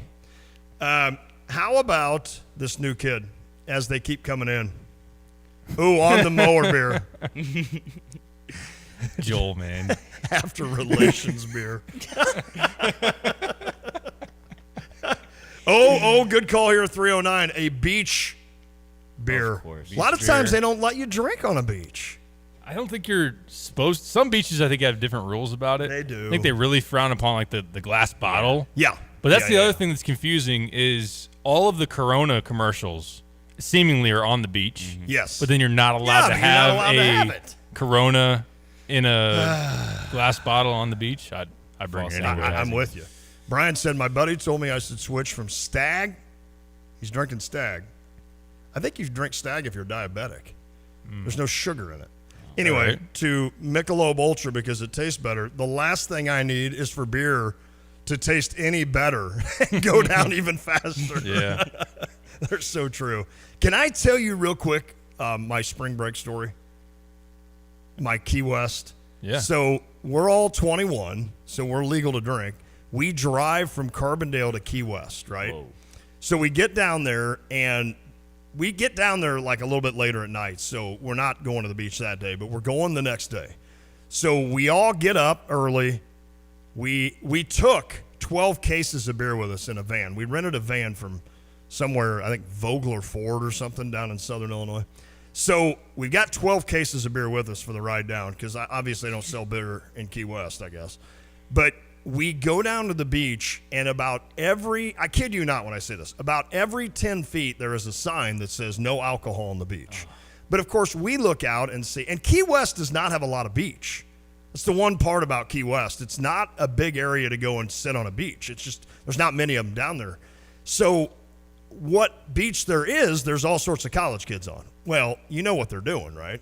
So we go out there. There's 5 of us from Central Illinois. We got Beardstown represented, Springfield, Auburn, Camargo. You know, you can just imagine, New Berlin. So we're out there, and we're just chugging beer as fast as we can, right? And this policeman walks up. And he comes up to us and he goes, "Hey guys, how you guys doing?" And we're like, "Good, good, good." And he goes, "I presume everyone's 21." We're like, "Oh yeah." So he's like, "Well, I'm going to trust you." He's like, "I don't know if you guys noticed these 200 signs right here that say no alcohol on the beach." And we all go, "Oh, hell no, we didn't even see those." I mean, literally every 10 feet, you're running into them as you're trying to get on the beach, like smacking your head on them. And so the guy goes, "Listen, I'm not going to be that guy." He's like, "If you guys go down to this," there was like a Walgreens. He's like, "If you go down here and get some red Solo cups, I won't bother you." And we're like, "Absolutely." So we immediately go down and do that. So about 2 hours later, we're all sitting around drinking, and all of a sudden one of us looks at the other, and we're like, "I bet that dude owns that Walgreens." I bet he dresses up as a cop and just walks around and goes, hey, hold on. I tell you what, I won't bother you. We literally were like, "What?" But it was so funny because all of us had this just the dumbest look, like, "What signs?" He's like, "Oh, the 200 you walk by that say no alcohol on the beach." But yeah, they were cool about it. See, that to me is cool. I like that. Yeah, that's cool. So yeah, I like it even more thinking that he owns the Walgreens. Yeah, right. I like that idea. That's the end of the spring break stories. I do remember getting we got so burned or burnt. What's the correct term? Burnt, I think. That the next day I woke up and I was hungover, and I'm like, I'm going to the hot tub. And so my buddy Bill, hot tub beer. Yeah, well, yeah. So my buddy Bill was like, "Yeah, I'll go with you." So we go down, and it's already like blazing hot, at 9 a.m. And without thinking, now I had used suntan lotion pretty much most of my body, forgot all about my feet. Without thinking, I take 3 steps down into the hot tub. Worst pain I've ever had in my life. I literally was like, and I jump out. I'm like, oh my God. So I couldn't use the hot tub because my feet were burnt. Burning the top of your feet is always that's crazy. It's awful. Yeah. We did go. Can I just keep going on this? Yeah, it's a Friday. We want to hear spring break stories. Yeah, that could be dangerous. We get to, is it Duval Street, right, in Key West? And there's a bar called Rick's, and it says all you can drink from 7 to, or it was like 5 to 8 for $10. Now we're a bunch of college kids with not much money, and I'm like, well, we're taking advantage of that. Mm-hmm. So we go in at like at 4:58, we're in line. So we get in, we go up to the bar, and I'm like, I'll take a beer. They bring out like a shot glass of a beer and pour it, and I'm like, now hold on a second. Is this how this is going to be? I'm like, this isn't going to be it's not going to be worth the effort of having to fill up a shot glass every 1 minute, to do the hour of power. So I think we switched to rum. I got a cool story about Rick's, though, that I'll tell you guys off the air. Fair enough. Yeah. Fair enough. Nothing bad on my end, but no, of course not. Kind of a cool story. Of course not. Yeah. You want to talk a little? Wade. I know Wade's hungry for some Mongolian Mike. Yeah, let's hear about Mongolian Mike. Sounds like a steakhouse or something, but it's not. It does sound good. 6'8" guard, transfer from San Francisco. How do you say his last name? That's why I'm saying Mongolian Mike. He's from Mongolia. He goes by Mongolian Mike. Not they announced him in the starting lineup as that, but his last name is Hans. You want to attempt that one? Jaganarian. Sharavams. Oh my gosh. You heard it there. Sharavams. Sharavams. Let's I'm go gonna guess Mongolia the J Mike. is silent. Sharavams. All right. Okay, there you go. But yes, he was a 4-star in the 2022 class, went to Dayton for a year, then declared for the draft. He didn't put up big numbers at Dayton or anything, but he did get invited to the G League Combine. Okay. And then last year, after hitting the portal, goes to San Francisco, and he had 8 points, 3 rebounds, 3 assists per game, started all 34 games for the San Francisco Dons, 42% from the field, 36% from 3. He's really skilled. So 6'8", can handle the ball really well, shoots it well, 39% or so as a catch and shoot guy. Okay. Really good passer. Good ball handler, because that was kind of the idea of the thought process was that Brad needs to add another ball handler. Yes. Where's Jaden shoot? He's still in the portal, man. There was some talk of, I don't know if he visited Wisconsin or was going to visit Wisconsin. Is but he just somebody that couldn't play here or what? I think that I'd be fine with him here. I mean, as a guy that you can develop over the next 3 years, you know, and somebody you don't necessarily need, but he can come in and play kind of Goody's role last year. Right. Although Luke played a lot more last season. Maybe Goody's role 2 years ago, where he comes in for a spurt and you just use him to hit threes.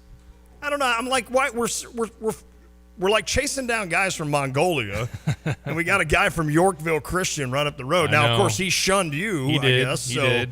And maybe they want nothing to do with Illinois, and you see that a lot too. So I do think that Illinois was frustrated that they didn't get more of a shot. Now, when Duke offers, like, what are you going to do? Like, I don't think you can be that peeved by that decision, or like, hey, we were supposed to get a visit, then we didn't after John Shire offered, and that whole type of thing. I've mentioned many times there is kind of a disconnect between the AAU program. Oh, that's right. Mike Mullins, Illinois Wolves, and gosh, aren't we far enough away from that now? You would hope so. And that's the other thing. I think somebody's made a good point. I forget not to name drop like a user tag on our message board or anything, but if the Fears family, I Fly 33, yeah, right. it's Hans, yeah, or Kenny Battle. If the Fears family in Illinois can reconvene after Illinois said no thanks to Jeremy Fears, who turned out to be a McDonald's All-American, and they still get Jeremiah, like, you'd think that some fences could be mended, in certain directions. I know a 651 says Jake Davis from Mercer, a three-point shooter, don't necessarily need shoot as that being kind of his specialty. Definitely his specialty as well, but shoot was a high. Yeah, I know. He was a high-profile recruit, like coming out of high school. I still have hope for him and what he can turn into. So maybe Brad's got the middle finger out towards right up Route 47. Maybe in Yorkville. There might be some of that. And you know what? Good for him if that's the case. Yeah. You didn't want us, so we don't want you, my man. Move on. Yeah. But as far as Mongolian Mike goes, I think if it sounds funny to say that, I just don't want to say his last name and butcher the heck out of it. I had to Google map where Mongolia is. Or is it? Do you know where it's at? No. It's literally just above China. Really? It's between China and Russia. Okay. It's like it's the middle ground between Russia and China, right next to Kazakhstan. Interesting. I will. Nice. Getting them from everybody, from everywhere. I mean, you literally, got you're going Tomislav from Croatia. Right. You of course have had through the years a number of different, Nicola Moretti from Italy and Benjamin Bosmans Verdonk from Belgium, and Kofi's originally from Jamaica, and all the.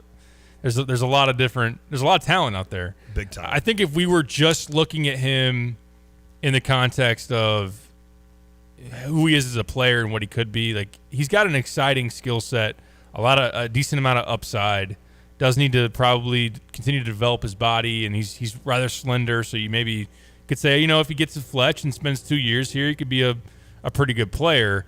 I think because we have, and for rightfully so, because it's been the biggest need or biggest area of pursuit, the assumed biggest price tag or how much we're saving NIL-wise for this type of addition, a big guard/wing, and it was supposed to be AJ Storr, and then maybe a guy from Memphis, and then maybe Igor Demin, who from Russia.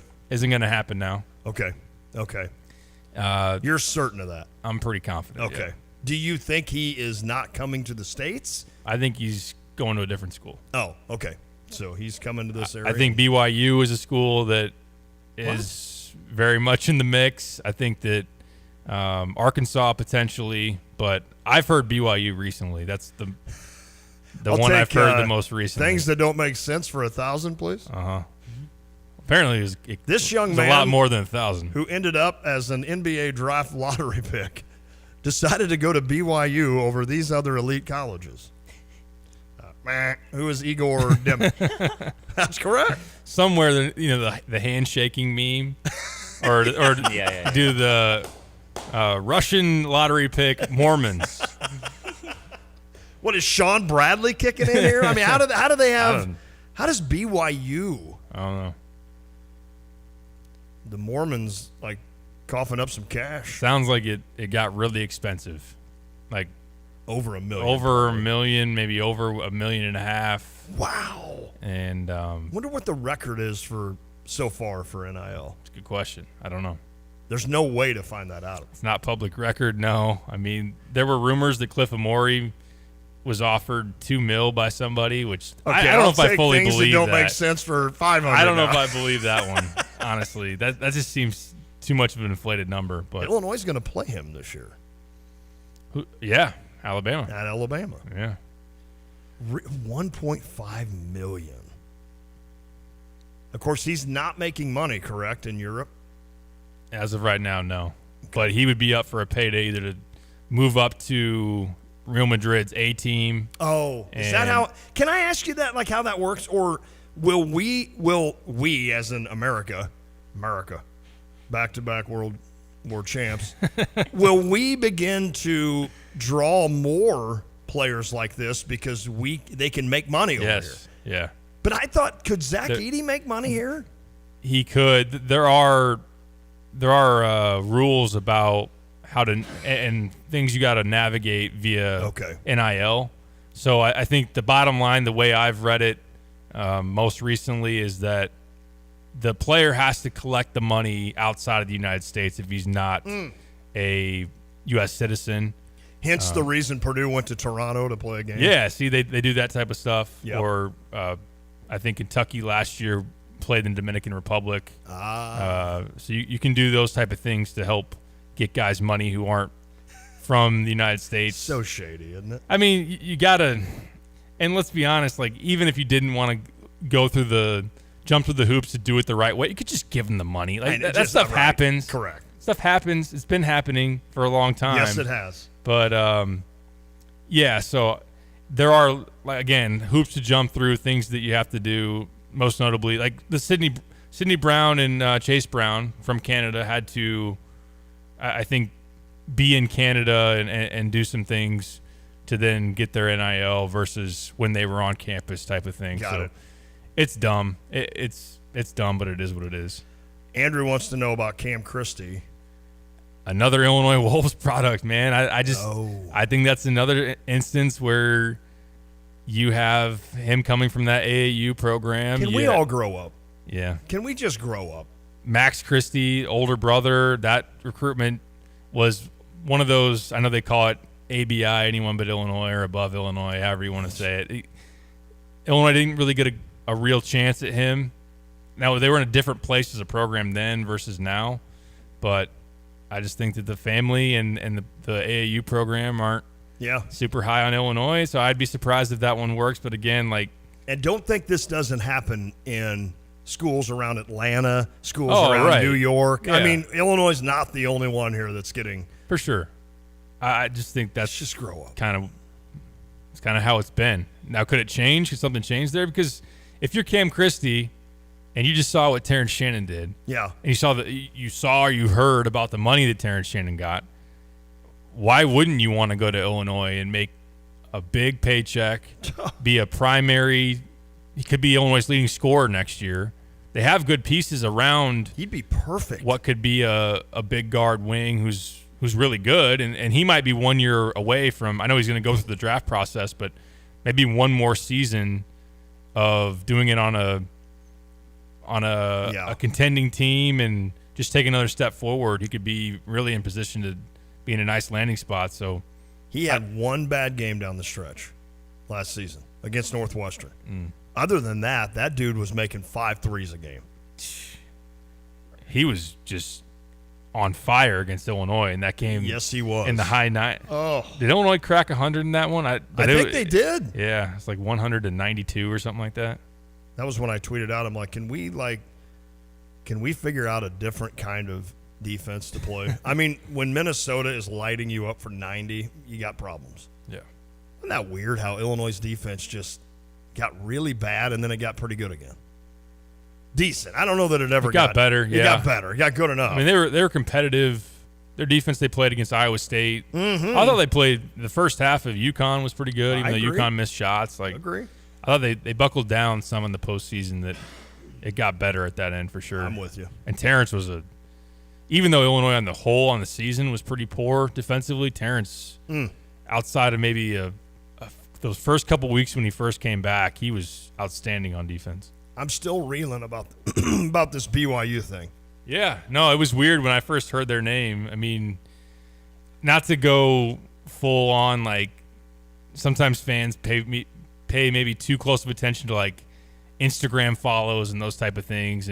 But Igor recently has followed the Arkansas men's basketball account and John Calipari. I mean, Kylan Boswell's another guy he's followed too. So you kind of like, but it did make you think he's probably not just like, Cal puts out some pretty cool stuff on Instagram. Right, I want to make sure I get, he's got some cool stories that he doubt does. But I would think it's not for nothing. And then when you hear about the price tag hiking up, we know that Jerry Jones has been public about saying he's going to back Calipari's efforts. But yeah, no, I heard that BYU came in with a big offer and that they're the team that I've heard the most here of late. So I can't wait for 5 years from now when everything's so different again and we look back and say, remember when we were talking about where people had unlimited money to spend on that? Now you have to spend so much, and they're now you got a salary cap. Yeah, and they're employees of the university, and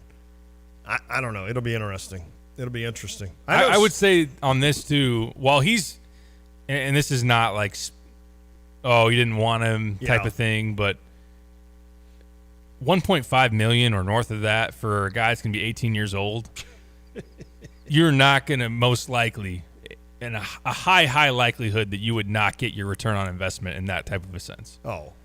Like, I think in hindsight, because some of the AJ Storr stuff with him was some of the asks around his camp, and they got pretty aggressive in trying to play their hand, which, look, they ended up at Kansas, and I'm sure they got well compensated for it, but maybe you should have said yes to some of those things with AJ, and it makes you wonder. Just in terms of comparing the two, AJ I think would be far more ready to be an impact star next year than Igor kind of being your focal point type of. He's a good piece. He's talented. He's projected in the lottery for a reason, but he's 18 years old, and there is kind of an unproven nature to that. Can I break this down real quick? Or do you want to take a break? And here's why. Because you just brought that up. That's an interesting thing you brought up. And I just noticed you got your sunglasses on your hat. They're on my hat. Like, literally, I just noticed that. I don't know why Derek's bringing his sunglasses in. I haven't done that before. Have I? He was disheveled. You were running late. So you mentioned, like, okay, is a guy worth paying $1 million for? But my question to you is, Illinois sells out every year. Yeah. The TV rights, I assume from the Big Ten, let's say, are the same whether or not you go 0-20 or 20-0, right? I think. Yep. Is there more money to be made if you go further in the NCAA tournament? I know, like on football, I'm being serious here. I know I'm never serious, especially on Friday. But like in football, I think you go to a bowl game and you can make a little extra money, et cetera. But then I think you got to split that with the Big Ten. Like, is there a quantitative? Is that the word I'm looking for? Is there a point where you could say this guy is worth $1 million if, as long as we make the Sweet 16, then we've made our money? Does that make sense? No, I get what you're saying. Yeah.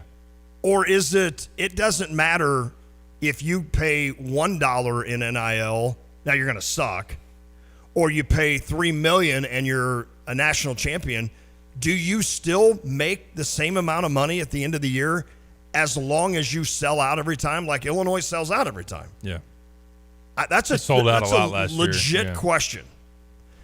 Like, I mean, I guess the question would be is, again, you're making your ticket sales, and you're doing that already, and obviously you want to stay competitive. Yeah. You don't want to be the Cardinals.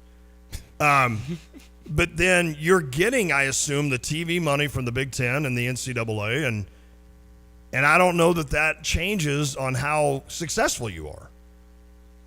It's a good question. I don't have the right answer for it. Yeah, it's not fair to ask you that question, but I've never thought of that. That's fair. I think as it relates to like NIL, you're not even diving into that pool of money because you're diving into boosters. That's true. And outside sourcing the cost of that because the athletic department isn't going to pay $1 of NIL. Right.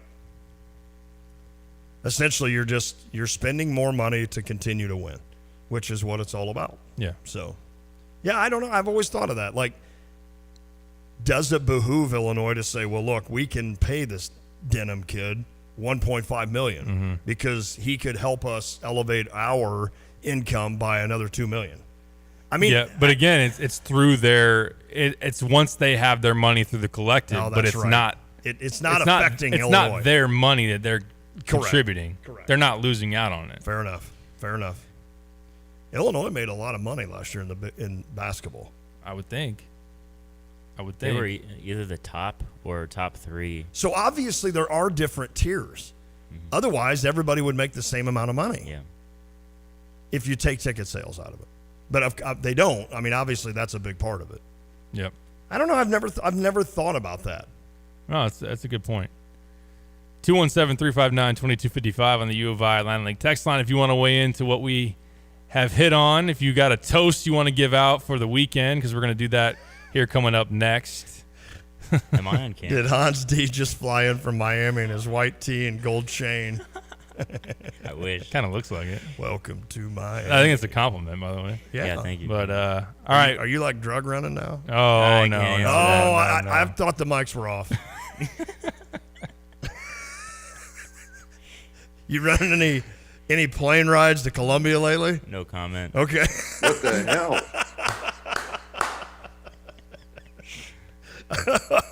We got to catch a break before we get Hans D not only fired from his pilot job, but arrested and other types of things. The FBI is showing up in Philo. Wait, we're not in Philo. We'll be back. This is The Drive.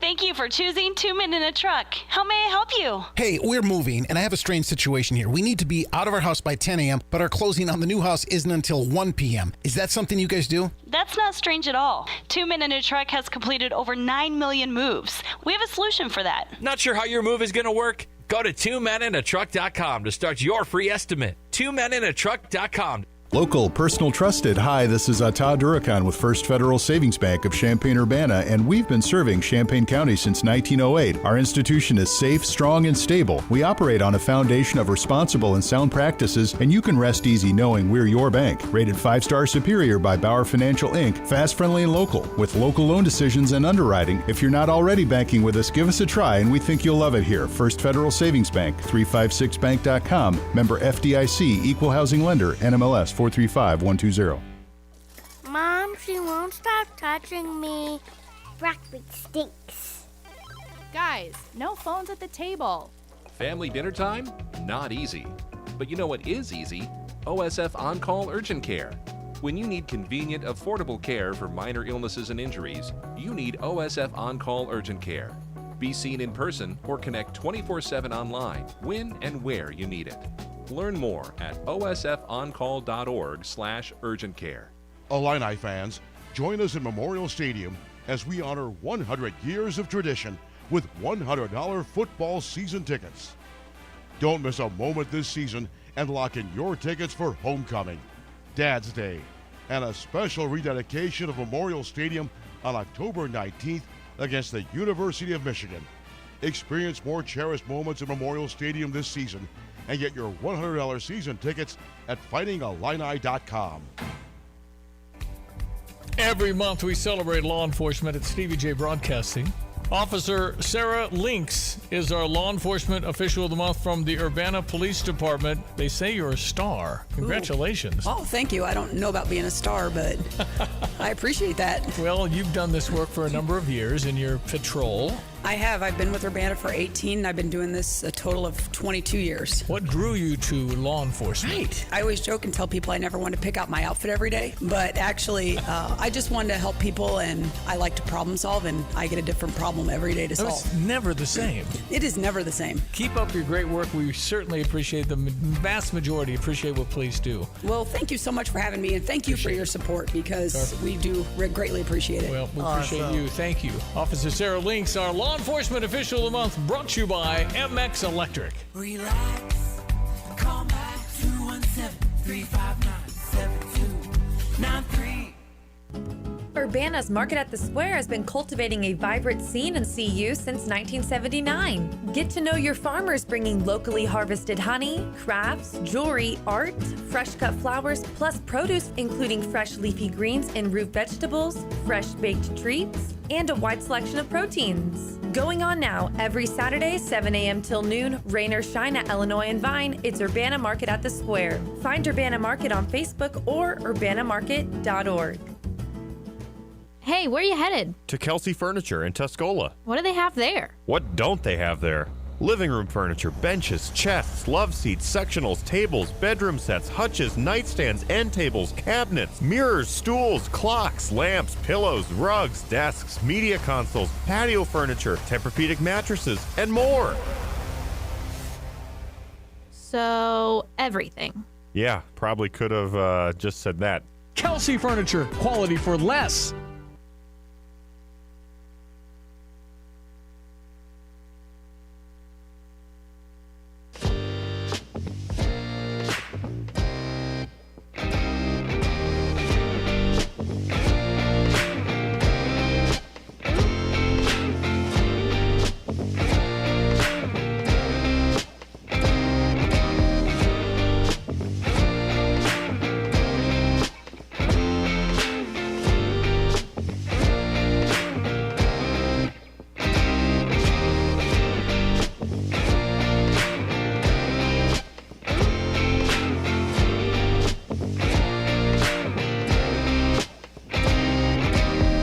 Back on the drive with Sam Piper, ESPN Radio 93.5.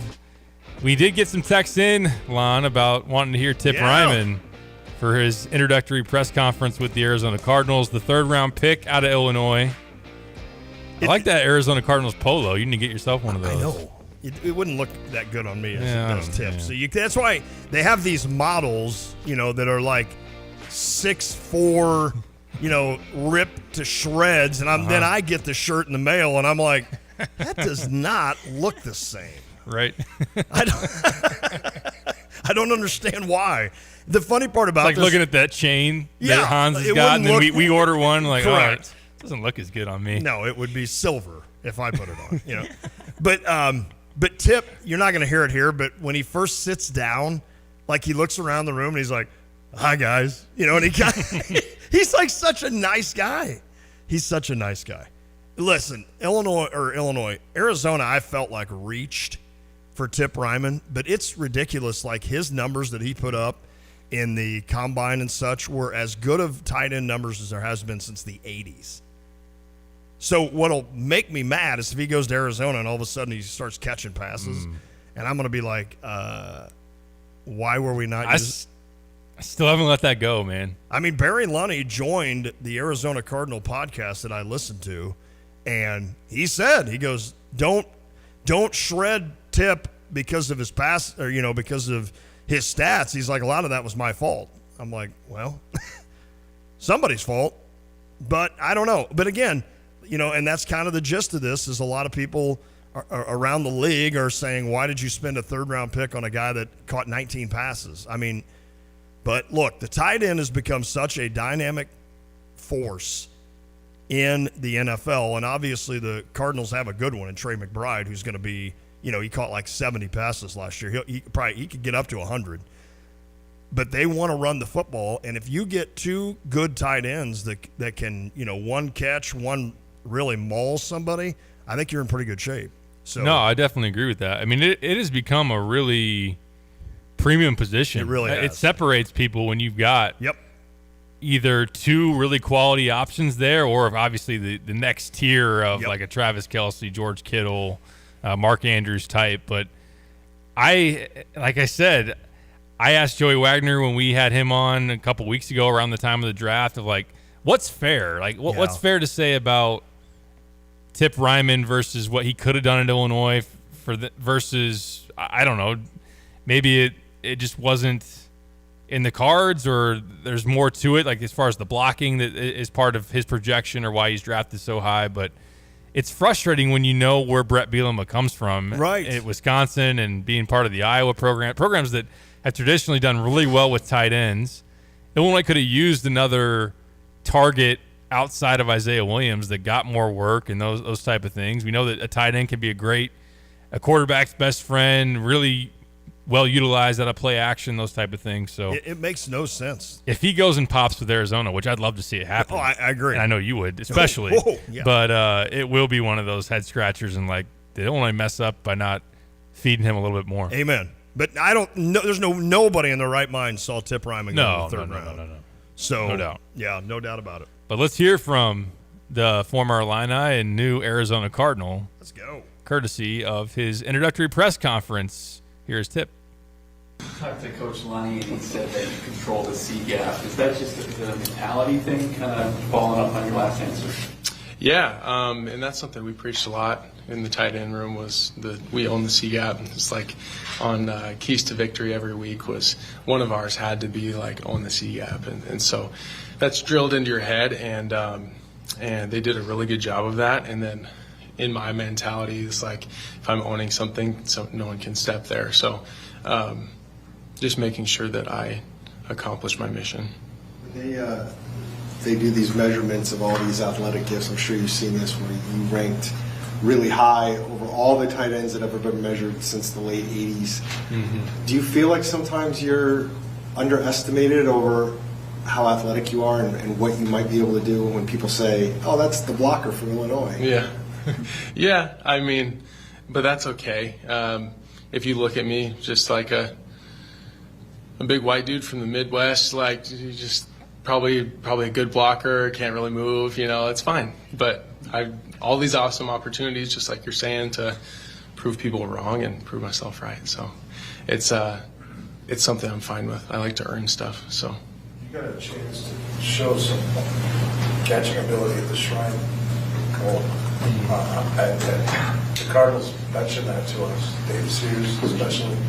How important was that for you to, show the athleticism, fine is one thing, and all the combine stuff, and then go there and, hey, they're actually throwing me a football, which I didn't get a lot of chances to do. Right. No, it's huge. I think both at Illinois and the East-West, I got to show a lot of my skills, and those may have looked differently, but it was an awesome opportunity and helped me kind of skyrocket up some boards, thankfully. But I agree, it was an awesome opportunity. You had a chance to connect with Trey. Yeah, he texted me after the draft, congratulated me, which was really nice. And so I'm excited to meet in person and start working together. Where's your love for kind of the physical aspects of the game? Where's your love for that kind of come from? I feel like a lot of things are nurture in life, but this one I feel as nature. From the day I was born, my mom and dad told me stories about how just kind of aggressive and physical I always was, and from getting kicked out of the flag football league, for tackling, making any non-contact sport a contact sport. And, it's like I went a little overboard in a lot of ways growing up. And so I think it was just kind of innately in me. And that's the fire has definitely grown. Do you think, do you expect on this level to become more of a pass catcher than you have been? I expect to be a great hybrid tight end, doing both really well. Not necessarily be known as a pass catcher, but not also only a blocker, just a really good hybrid tight end that's very dependable.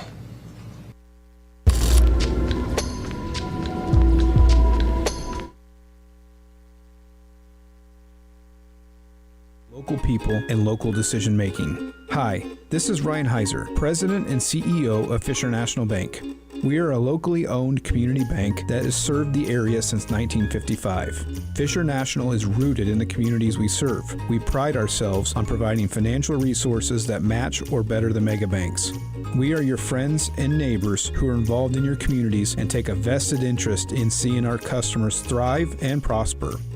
Offering a line of rewarding consumer-centric deposits, home mortgages, small business banking, and agricultural lending. There are no compromises banking local with Fisher National. Our convenient online and mobile tools are second to none. We'll work hard to meet your financial needs and earn your trust. Learn more about Fisher National at fishernational.com or stop by one of our branches. Our team looks forward to serving you. Fisher National Bank. Exceptional communities, exceptional people. Member FDIC. BMW, Buick, GMC, Honda, and Subaru. Welcome to Sarah Champagne. We can handle all your car repairs on site, including paintless dent repair, bumpers, windshields, everything in between. We have an amazing selection of new or pre-owned vehicles to choose from. Shop from home and buy online or reserve your vehicle before it hits our website or dealership. Sarah Champagne is home of the Sarah One Price Promise, delivering an honest and transparent buying experience. Hurry in or shop online at sarahchampagne.com. Hi, I'm Tyler Weaver, president of Carpet Weavers Flooring and Furniture Gallery. It's time to come home to Carpet Weavers. We don't want you to just like your new floors. We want you to love them. From waterproof floors and carpet to furnitures and design advice, we've got a team of experts on your side. We'll get you the best price and the best quality products. And complete your home with furniture and accessories. Buy it all with free financing too. Come home to Carpet Weavers, where floors, furniture, and family meet. As Tapman's Towing celebrates 50 years of serving Central Illinois, we're always seeking good people to serve our great customers. Our team of expert tow professionals would like to interview others with CDLs, previous tow experience, or a strong interest in serving others. If you enjoy serving people, love working in the outdoors, and looking for a career, not just a job, we should talk soon. Do you have a strong desire but lack the experience? We should still talk. Visit our career page at tapmanstowing.com. Bet like the pros with the world's largest sports book right at your fingertips. Circus Sports is now available in Illinois. Hi, I'm Derek Stevens. I've been a lifelong sports bettor and I'm the owner of Circus Sports. We're excited that the Circus Sports app is now ready for action. Experience big app bets with high betting limits, tight money line splits, and more. Now you can download, fund, and bet like a pro from anywhere in Illinois.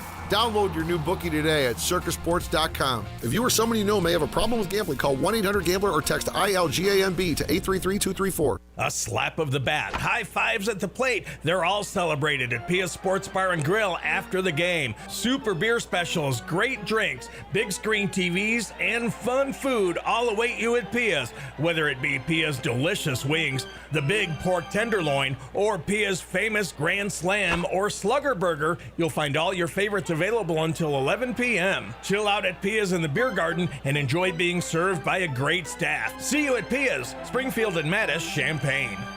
Escape the ordinary and embark on an unforgettable adventure with Stevie J Travel with Larry and Elena Kemper.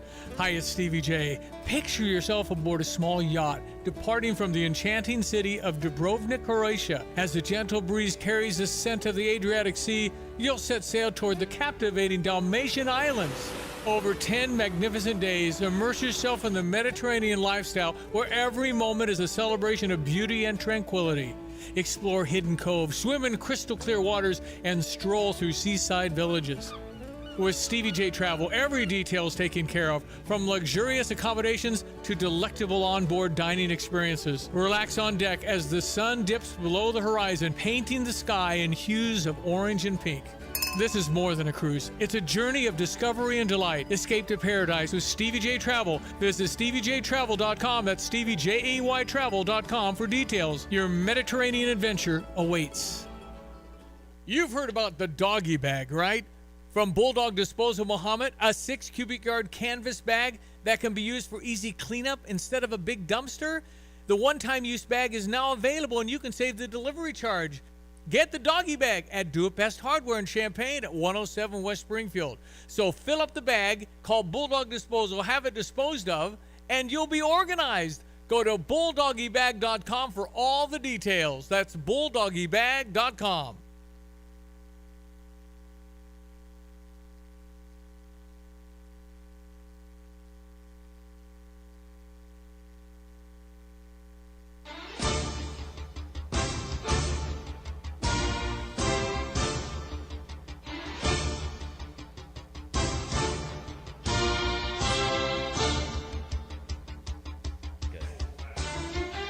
And now the mics are on. And now Lon ventures back to the chair.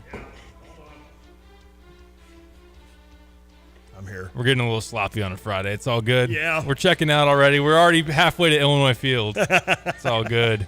Tailgate time. Yep. We're not going to have much time to tailgate. I know. I've heard there's like a happy hour before the game starts, really? and we're going to have to bust it over there. But before that, how will Illinois perform this weekend? We'll answer that in Hans D's Famous. Who you got? Lon has to take a nap. There's a lot of truth to that. Damn it! Take it over, Hans. Alrighty. First up, we got the Cubs versus the Pittsburgh Pirates. Boo. Who you guys got? You guys are booing the Pirates, of course. Of course. Yeah, right. Listen, the Cubs are playing good baseball, and I'm not here to assume the Pirates are the team that are going to get in the way of that. I do think that the rookie, I cannot wait to watch him on Saturday. I think Pittsburgh gets one of these. They're at home, right? The old Three Rivers. So I'm going to go Cubbies winning 2 of 3 in this series to somewhat keep pace with the Brewers. Nice. Yeah, I like that. 2 of 3 sounds right for the Cubs. I would imagine there's a little bit of an extra buzz at PNC. Great ballpark, by the way, if you haven't been there. I agree. And on Saturday for Paul Skeens, even though Justin Steele going on the other side for the Cubbies, so that's a really good. Is he going against him? Yeah. Oh, Steele wow, and that Skeens is tomorrow, epic. man. Oh. Even Assad and Jared Jones. If you haven't seen Jared Jones pitch, he's pretty electric as well. Do we know what time the Saturday game is? I'm efforting that now, but you're probably quicker left-handed. This computer. 3 o'clock. 3 o'clock, okay. Same time as Illinois. Yeah. Well, you just record it. No doubt. You tape it, as we used to say back in the day. Because we literally put a VHS tape in and tape something. Thank you for showing your age. How Hans, you got a pick for the Cubs series? Oh, yeah, Cubs. Sweep? It's going to be a sweep. Sweep? Come on. All right, next up, the worst team in the MLB. Well, here not we quite go. the worst, but we Just got say the it. Cardinals versus the Brewers. Who you guys got? I'm going clean 4-game sweep. Oh. Cardinals are showing me nothing. Oh. You'll love to hear it. There is zero sign that this team has any fight. Something has to hit rock bottom. And somehow they are in an ocean where you don't quite know where the bottom is, and they feel like they hit it, and then a current comes and pushes them a little bit to the left, and then they start dropping again. That's where they're at. I don't know where the abyss ends, but this team is horrible. They need a change. They need something done, and if it means lose 20 in a row to make it just an epic, colossal crap show, then do it. So I'm going sweep Brewers. Can we play multiple drops at once? I don't know. Suck. Oh, there it is. We suck. Yes, we do. For emphasis. I'll go 3 of 4 to the Brewers. I think the Cardinals get 1. Although I would have expected last night to be the one with Sonny Gray going. I don't know. Miles Michaelis? They'll steal one in there. But, yeah, 3 or 4 to Milwaukee. I saw something that Paul Goldschmidt, Nolan Arenado, Miles Michaelis, who would be 2 other big earners? Sonny Gray? Sonny Gray. No, it's not. Steven Matz? They kept Sonny out. Yeah, Steven Matz. I mean, they left Sonny and Contreras out for this experiment. But there were 5 guys, those 4 and 1 other. Carlos Martinez? Their WAR is .04. Ooh. And they make 70% of the payroll. Wow. Yeah. Goldschmidt, Gorman, Arenado combined are 0 for the last 46. Bernie Micklitz tweeted that out. Really? Today. How do you do that? How What do you the not, hell? I mean, how do you not close your eyes and run into one? Enough!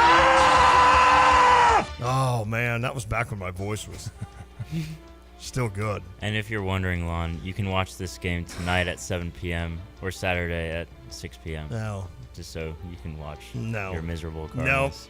No. Why can't they be on Peacock all week? The one time they're readily Too bad available. they're not on Apple TV Plus tonight. Exactly. It's a different game. The one time that I can watch them. Next up. Yes. We've got playoff hockey. Oh, The Florida Panthers. Where's the Boston Bruins? Who you guys got? Bruins are feisty, man. They Yeah. are feisty right now. But I'm taking Florida. Florida's been the Yes. real deal all year. They're kind of, I don't know, I don't want to say they're boring to watch. It's just that you're watching Florida play hockey. Just that, like, Which is awesome. your mind just can't wrap around it. Boston, an original 6. I'm telling you, this is a fight. This could be a great series. I'm going Florida, though, to win this series. I'll say they won it in 6. I like it. I will go with. I'll go with Boston. Okay, that's not a bad. Not a popular pick. I know. She comes from Boston. Yeah, That's go my Kenny Panthers. Chesney. Boy, I sound really good when I'm sick. I'm a little biased because our friend from who was at WCA, Marley Weird, is following the yeah. Boston Bruins and covering them. I want to see her get maybe a Stanley Cup. That would be cool to cover. So I'm a little biased on that front, but Isn't she from Florida?